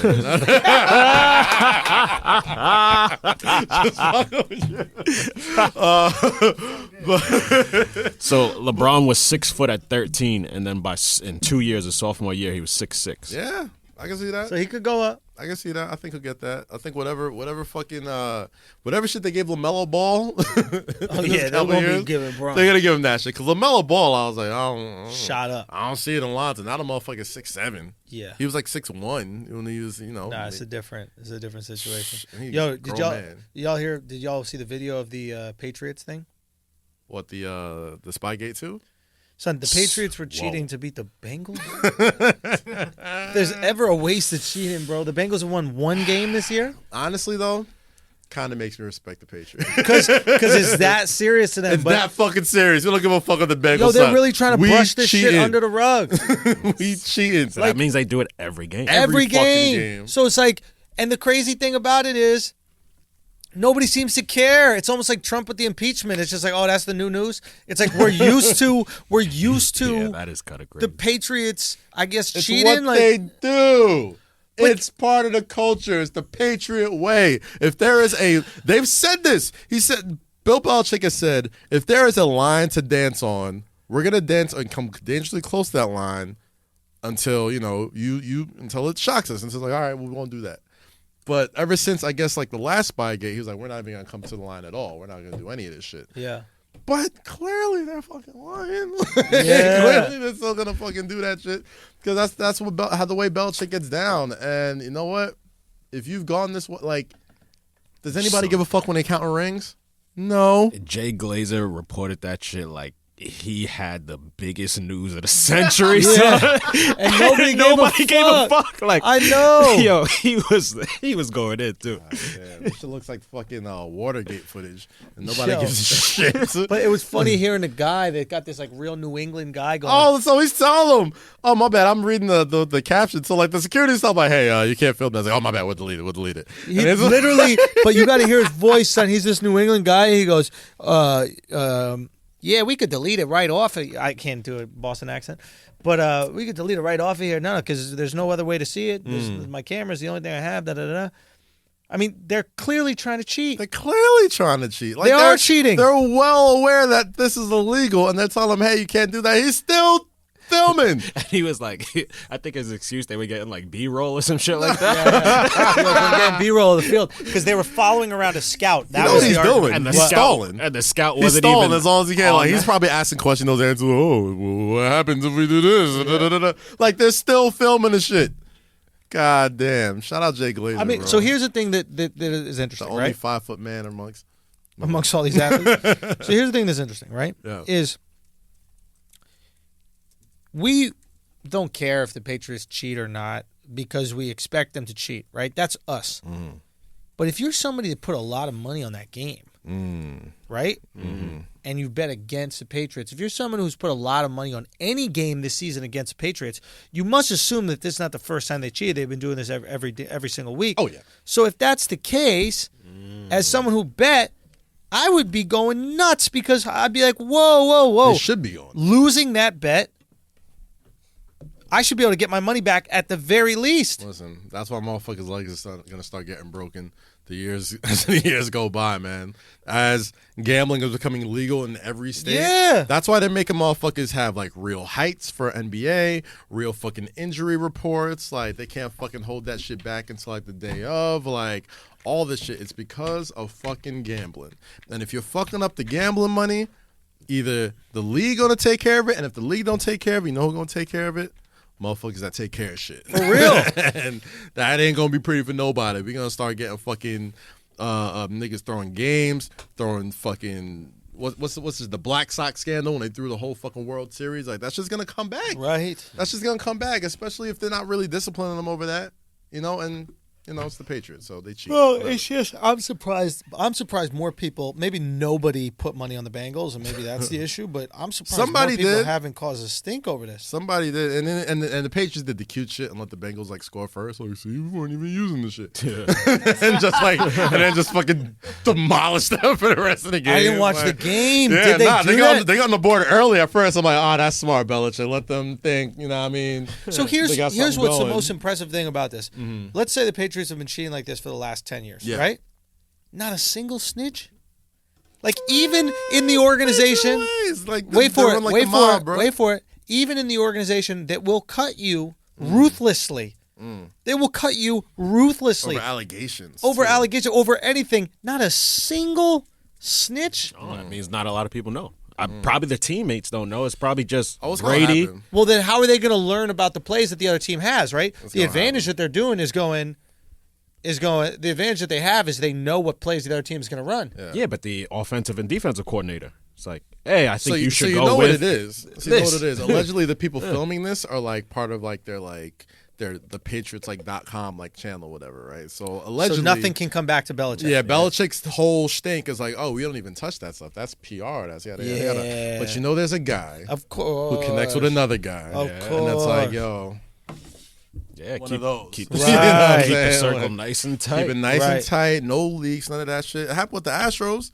The motherfuckers was stealing signs. In the I World can't Series. believe that more stink hasn't been made about that. No, people don't care about cheating. The World Series was They won the World Series. But fuck whether your team won or lost. Yeah. It's about betting on the game. Like Yeah. people lost millions of dollars betting on that game. Millions. How are you not asking for your money back?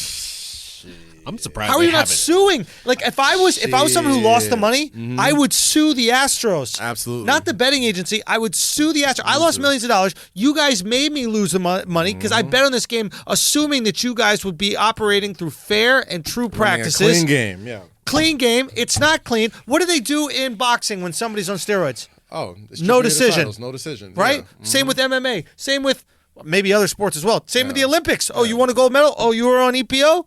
You don't have a gold medal.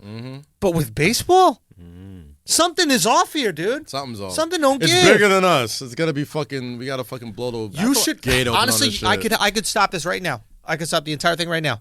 You make it legal to sue the cheating team. You don't take away the rings or anything like that. But they won't cheat knowing that they're going to have billions of dollars of lawsuits towards them. So they're like, oh, it's not worth it because if we do get caught, then the organization goes, Belichick, stop fucking with that cheating shit. Stop You fucking don't around with think- that cheating shit. I mean, these teams are worth billions of dollars, though. You think Fam. the Yankees can't afford a little? They're probably shaking off lawsuits like Marv Albert, dog. Like, I don't give a fuck. Like, they're like a couple $100,000 lawsuits here, a couple $1 million. That's nothing to them. They spent like $300 million on a pitcher. And then You also seen you Harvey, gotta- seen Harvey Weinstein, bro? son. Son, Harvey Weinstein came This- out and said women should be grateful for Yo, me. you called this a couple Son, weeks ago, didn't This you? guy. Did I say that? What'd he say? He said women should be grateful for what I've done for them. They've forgotten what I did for them. You said this a few weeks ago. He not bro. wrong. Like, yo, let me tell you Harvey something. Weinstein. I'm I not deserve a saying, pat on the back. all I'm saying is, This guy is I'm, crazy, son. I mean, When I saw that shit, I was that's like, ballsy. But look at this. Why this would is you say that? son. This is all media. This is dude. The media is so corrupt, bro. Look at this. Ready? Look how this picture is taken. What do you see in this picture vividly? Was that a walker? A walker and Oh, in the IV. all this IV and shit in his hand. This picture is made to be sympathetic for him. Wow. All this shit is, bro. oh, you think so? I could see that. 100%. So But he's this is where eyes all fucked I up. actually thought it was kind of they were setting him up no because it's like he's at rehabilitation right now. Yeah, Right. Apparently he So they can't might have walk and given him shit. like some meds. He could be on his like fuck. Who was that guy who was You know what bugging, happened? just He probably talking met shit? one of them girls This at is- them Lower East Side comedy clubs and caused some shit. Joe, real talk. But this is what allegedly happened. Apparently, he decides to get this back surgery, this, that, the other. His back's fucked up, right? Every old person's back is fucked up. But look at all these pictures. Him with the walker. He's dressed normal with his normal sneakers. He's not Also, dressed this is like like a billionaire. profile. Bro, they're doing it so that you sympathize with him. 100%. Go back to the other shot. It's a regular hospital bed. It's not some fancy billionaire thing. It's regular. Everything is normal here. Now, even his shirt, it's got fucking cornflakes all over it or something. I don't know what it is. What was that, Cheetos dust? Some shit. But they're trying to make you feel bad for him. Apparently, there's video of him walking around without the walker. Really? But for why? Why would? Because that's what they do when you're in a criminal trial. Because they want the jury to Oh, feel so he bad for bought you. this shit.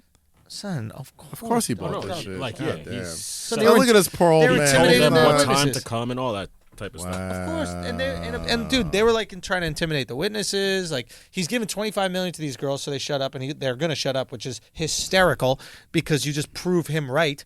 What did he say the whole time? They just want my money, and then he gives them money, and they just like, yeah, you're right, Yeah, and he doesn't have to admit any wrongdoing either. bro. Just You like- shouldn't be allowed.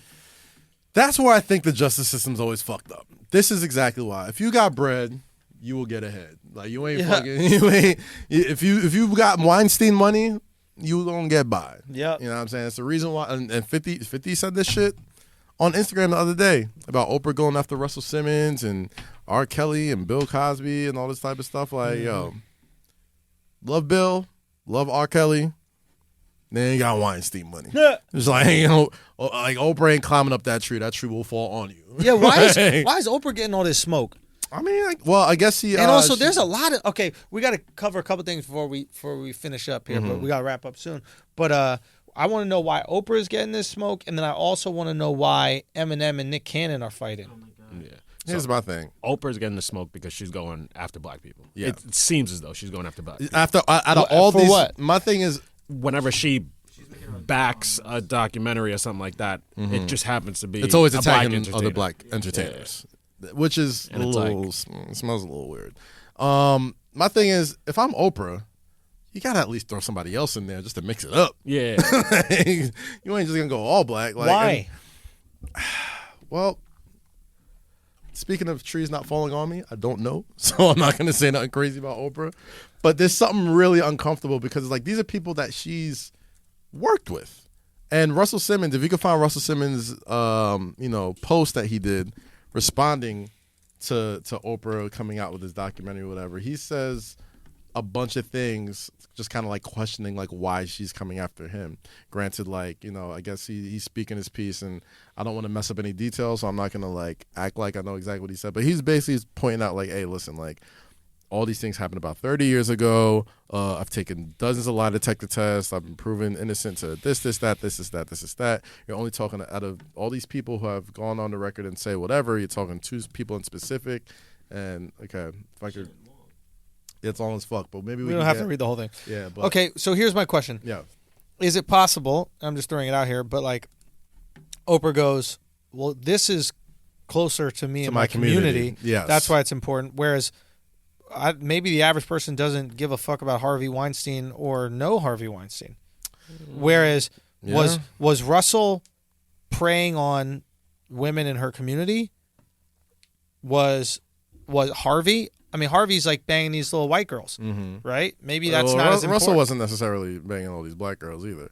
Right. You know what I mean? She was Like, banging so- it. I'm just playing devil's advocate here. I'm like, why No, is that absolutely. story more interesting? Here's the thing. I absolutely understand where Oprah's coming from. There's definitely a train of thought to, hey, this is my community. These are the people I know. These are the people I've trusted with my platform in my past. So I don't want to be a hypocrite and be like, oh, I'm not going to go after these people just because they've done work with me in the past. I'm fair, yada, yada, yada. There's definitely a school of thought on that. On the other hand, kind of fishy. It's kind of fishy, man, especially after like the Michael. Yo, like I real don't know. I don't understand what she got out of going after Michael Jackson, who's been dead for over Yeah, I 10 feel years. that's the only misstep, really. You know what I Just mean? Like the fact that they put the Michael thing out without having all the concrete. But didn't she go all the after? facts. Oh, she went after R. Kelly too. Yeah.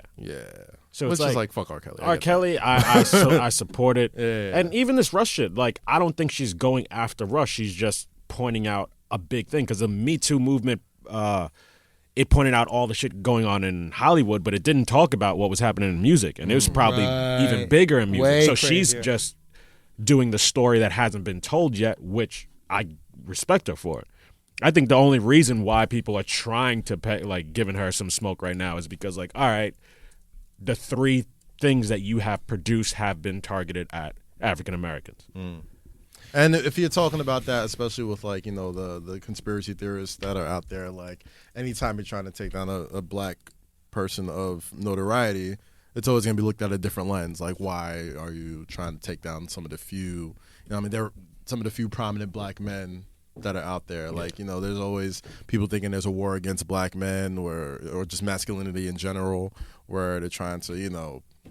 It's just tricky, man, because it's all tricky. Sometimes you're doing the right thing and people are like, yeah, you're doing the right thing, but why don't you also do the right thing towards white people? It's like, well, maybe I'll get there.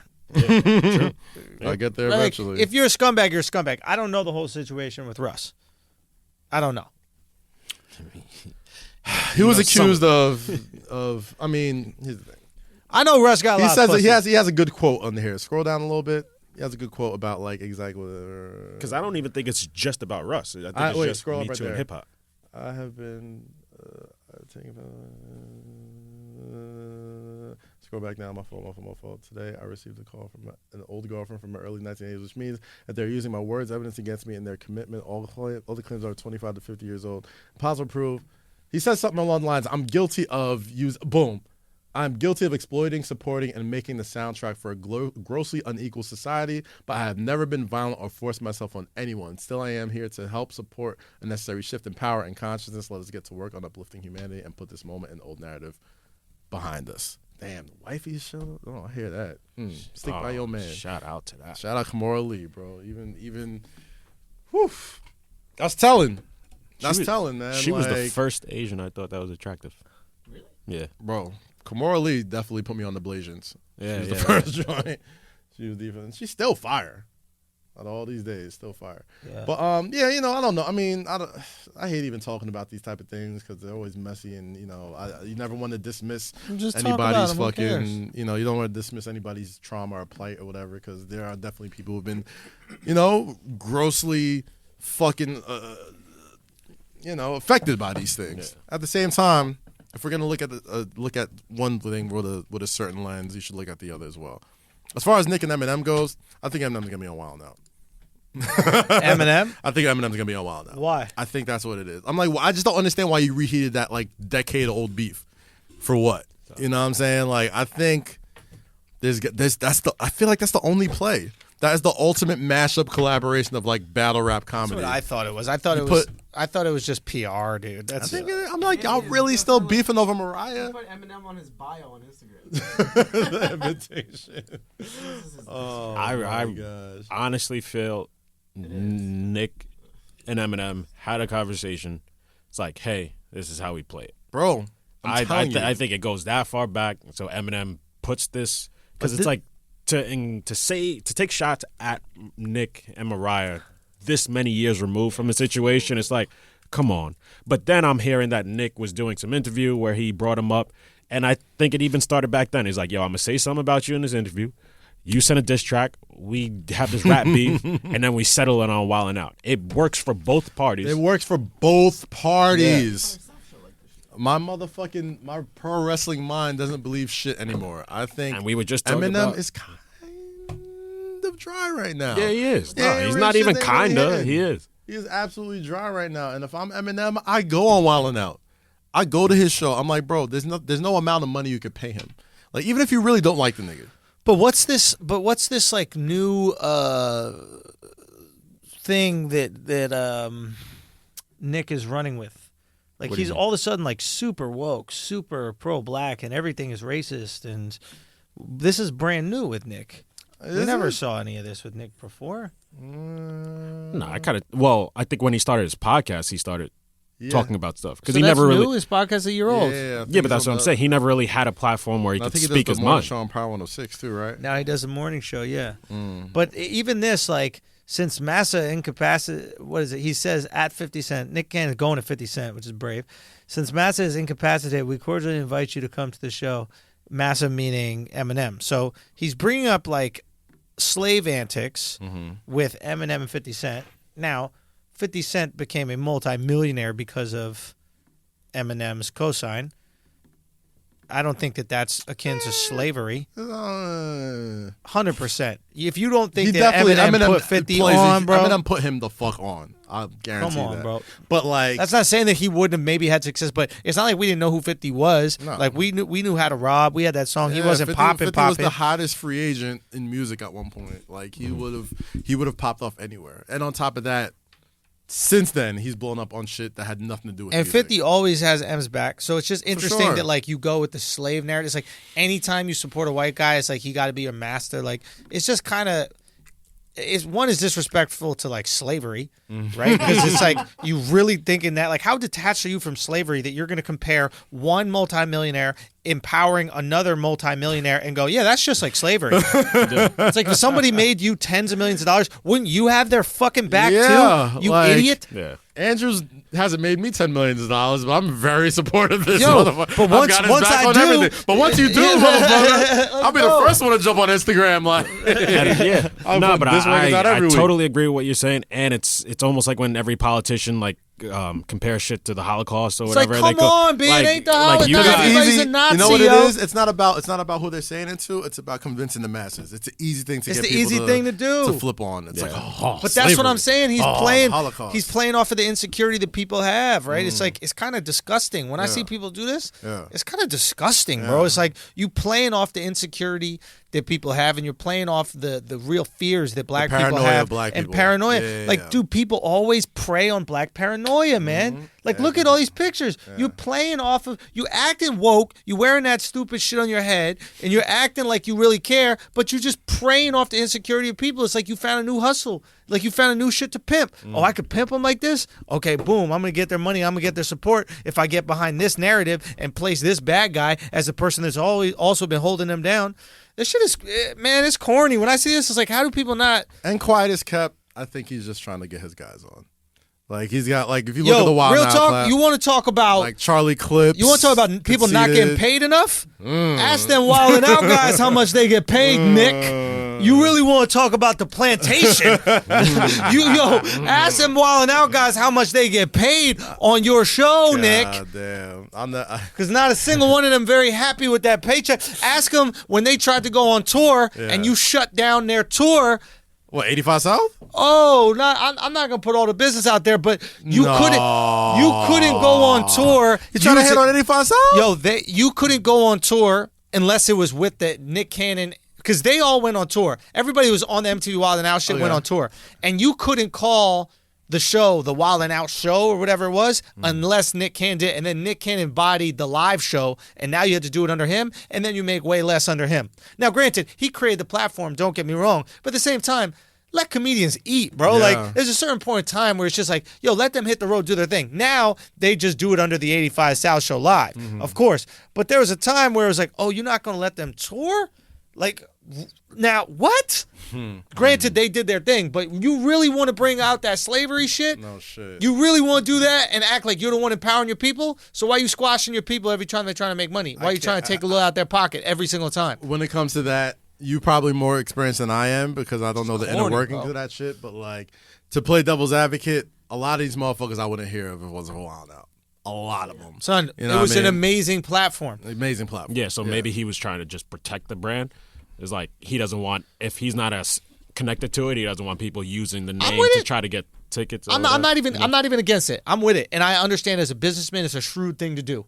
That being said, if you're going to be shrewd and potentially cheap with your people, you can't exactly criticize. You can't exactly call another dude a slave master and another guy a slave who he made millions of dollars. Yeah, it's that.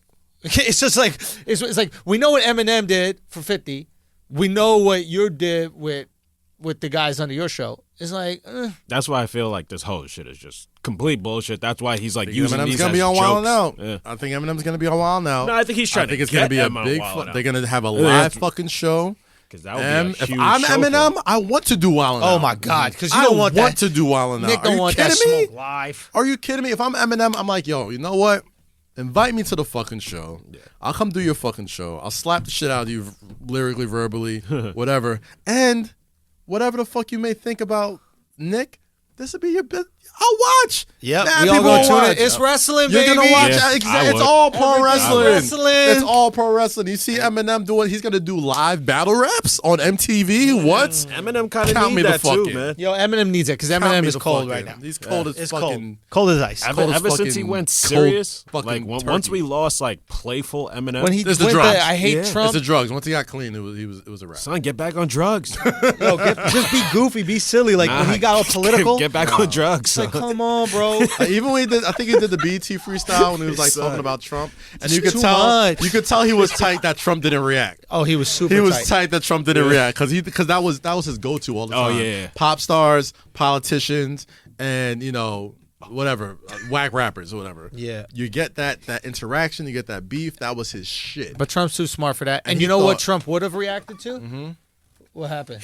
No, because I was telling him to get back on drugs, and then like rappers had recently passed Oh, away yeah, right Jesus now, so Christ. don't Jesus don't Christ. don't actually do that. Eminem. Yo, just be funny again. You know it's going to be interesting though, because all these rappers out here saying we don't do drugs no more, we just smoke weed. That's going to be like when you change your Facebook profile picture to the person who just died, right? Or you're like, See how long that shout was. out to Sudan, or like, shout out to Paris or whatever it is. Like The we're wild with shit you. is, I think Trippie But Redd real said talk- that before. Real talk. What's going to happen is you're going to see exactly how long it takes them to flip back to doing drugs.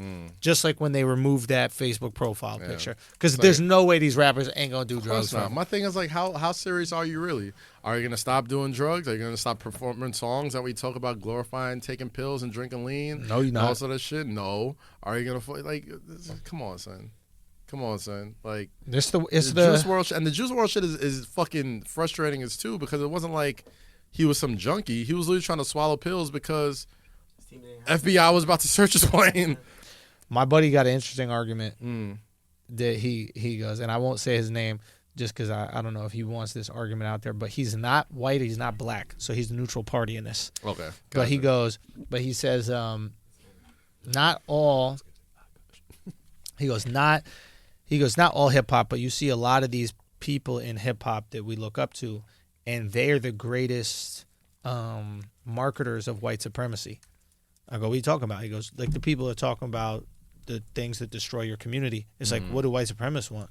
To destroy your community. Right? So if you're going to talk about drugs and guns and all this other shit and all the fucked up thing you can do, and you're going to promote that as much as you possibly can with your community, it's like you doing their job for them. Yeah, no, that's our biggest. I mean, I'm as a black person, I could say that's definitely our biggest Achilles heel.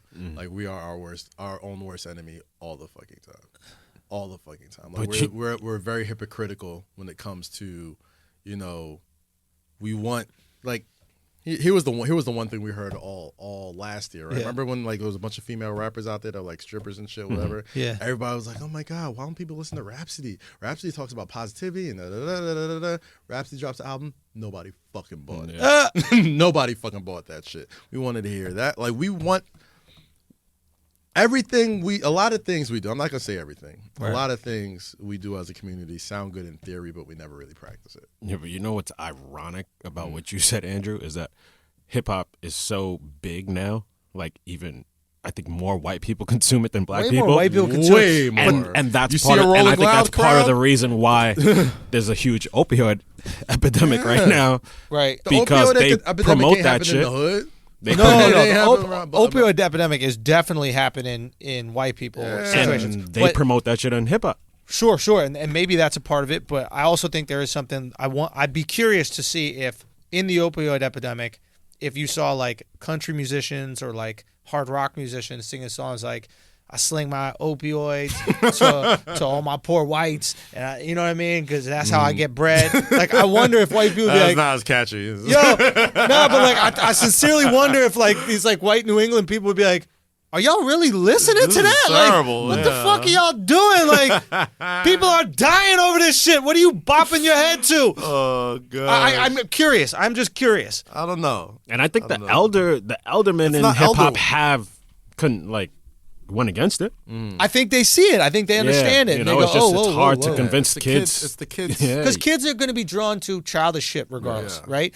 And every group has had their things. Don't get me wrong. Like the psychedelic groups are there. Like the the Crack in the 80s. No, I meant like those like hippie rock Hippies, bands yeah. who like Oh, mushrooms okay, and these okay, types of okay, things. yeah, And then when yeah. the rock and roll bands came out and they're all about drinking and fucking sing about heroin and that kind of shit. And then motherfuckers were dying of heroin. Yeah. It was a real thing where, and then what you did is as they got older, you saw a lot of these groups and the ones that are still around, they sobered up. Like they'll be like, all right, if we're going to do this, everybody has to be sober. You know, so maybe that is the transition that happens in any music. But I always It'll thought, happen. I think it'll happen eventually. I don't think it's. I mean, it's got to start guys like Trippie Redd, like saying like, "Hey, we're not doing any of this." You can't say, "Oh, we're just doing weed." Like, just like, don't do anything. Yeah. You know what I'm saying? Like, Yeah. even if you're gonna smoke a little weed, like, just put the message out there. Just like, "Hey, we going sober now. Like, we're not doing this shit." Like, you lost Juice WRLD, you lost fucking Mac Miller, you lost what was the other guy that passed away overdose? He said Yams. Little Xan or something. Fucking shit, you Lil almost Xan. lost We Wayne. almost lost Wayne and Rick Ross. Fucking Almost lost them man. both off of lean seizures. That's You know that's what the I other mean? thing is like once you get in these pharmaceuticals, bro, it's like everybody thinks it's safer because it comes in that little bottle. Yeah. It ain't safer, dude. That's why I don't It's the trust same government fuck weed. shit. I don't trust government weed at all. That's why. No, I fuck with government weed, bro. I mean, I don't trust it. I I'm kinda scared like of it, that dog. I'm scared of it because once it becomes, it's like McDonald's. Like McDonald's started out good in theory. Yo. like when there was like 5 McDonald's. it's Duval like, oh, changed yeah, my we whole can make- Duval changed my whole mind about McDonald's when he was on Rogan. Duval goes, you know, he's talking about, he goes, yo, when you're traveling, just eat McDonald's. That's your friend. And Rogan goes, yeah, man, but have you seen those videos where like they put a McDonald's hamburger on like a shelf and they just leave it there for a year and then they come back and it looks the exact same? He goes, and Duval goes, ain't that good? he goes, that's what space food is. It just lasts forever. True. So McDonald's is space food. Like, he goes, if it's good enough, if it's good enough for astronauts, it's good enough for me. And then he goes, if you eat too much of anything, it's bad for you. I don't care what it is. Yeah. But just eat in moderation. Bro, he said that shit. And I was like, man, Duval might be on to something, He's a dude. brilliant dude, man. Brilliant dude. Fucking not Tyrone. Shadow Jacinko. What he said? Oh, loves McDonald's. Lives off that shit. Motherfucker still has 6-pack abs. Can still run a 4.340 if he needs to. But imagine he ate like real whole food healthy. But why? Yeah, you're right. Hey, man, theandrewschulz.com for more dates. We added a bunch of dates. You know, stand up, obviously, I'm coming out there to New Orleans. I'll be in Philly this weekend. I think it's almost sold out. We did add a second show on the Sunday night as well to Helium Comedy Club. But yo, check it out. We added Minnesota, Fillmore. We added New Orleans, Joy Theater. We added Milwaukee. So if you're ever in that region, Chicago, we're not coming back on this tour, but if you want to drive up to Milwaukee, the Pabst Theater, we're playing out there. We got Hawaii, we got Virginia, we got Miami, we got Orlando, we got all these cities and more. TheAndrewSchulz.com. Make sure you go check that out, and we will be out there. And Kaz, you got anything, dog? Just check out Big Apple Buckets today after you listen to Flagrant 2. I got Jalen Rose on the show. Yeah. I got Matthias Kiwanuka on the show. We got Adam Sandler and Kevin Garnett on the show. It's a deep episode. It's only 45 minutes. It's quick. It's easy for your commute. Check me out on SOY The Thread. I'm doing some shit. I'll be doing play-by-play for the Kyrie Irving Classic on December 23rd with Slam Online on May December 23rd. Broadcasting 3 games. It's gonna be great. Is that it?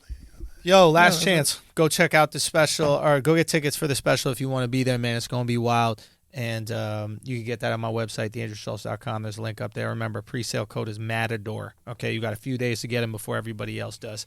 I appreciate y'all. If y'all can make it, that's amazing. If you can't make it, you know, then you'll see it. But you've all played a huge role in this being possible. So I want to give you guys the opportunity to be there. It means a lot to me. All right? Bro, congratulations again, Thank man. you, If son. nobody Thank fucking y'all so tells much. you, bro. Yeah. Thanks so much. Big And I'm fucking excited to year, share man. the new studio with y'all, man. Yes, I sir. can't wait. Go check out Ben Uyeda, Mike Montgomery's YouTube pages. You can see all the different work that they do. You can see some videos on Instagram that they do of certain things for the new studio. And go check out Overtone Sounds. They got amazing soundproofing. If you have a studio, if you're podcasting, you've got to make sure your sound is crisp. So make sure you do that. And I'm going to tell you the audio-visual visual company that we use and give all their information. We're trying to build industry over here, man. So we just need to make sure that we share all these things with you. Also, fashion. That was crazy. I haven't spoken to y'all about that, but the fashion is sold out. We thought we were that shit was on eBay? Son, they started reposting it, bro. It was crazy. Motherfuckers were reposting the fashion. Reselling. Or is it reselling? Yeah. Reselling the fashion on eBay. And the craziest thing is, they didn't even get it yet. How you going to resell something you ain't got yet? You know what I mean? That's how they do it. Yeah, that's how they do it. On StockX, market, man. Bro, it was just so crazy. So it's really awesome to see. It's really awesome for this to happen. And, you know, those all your shirts and all your hoodies and everything like that are going out. Those will never be made again.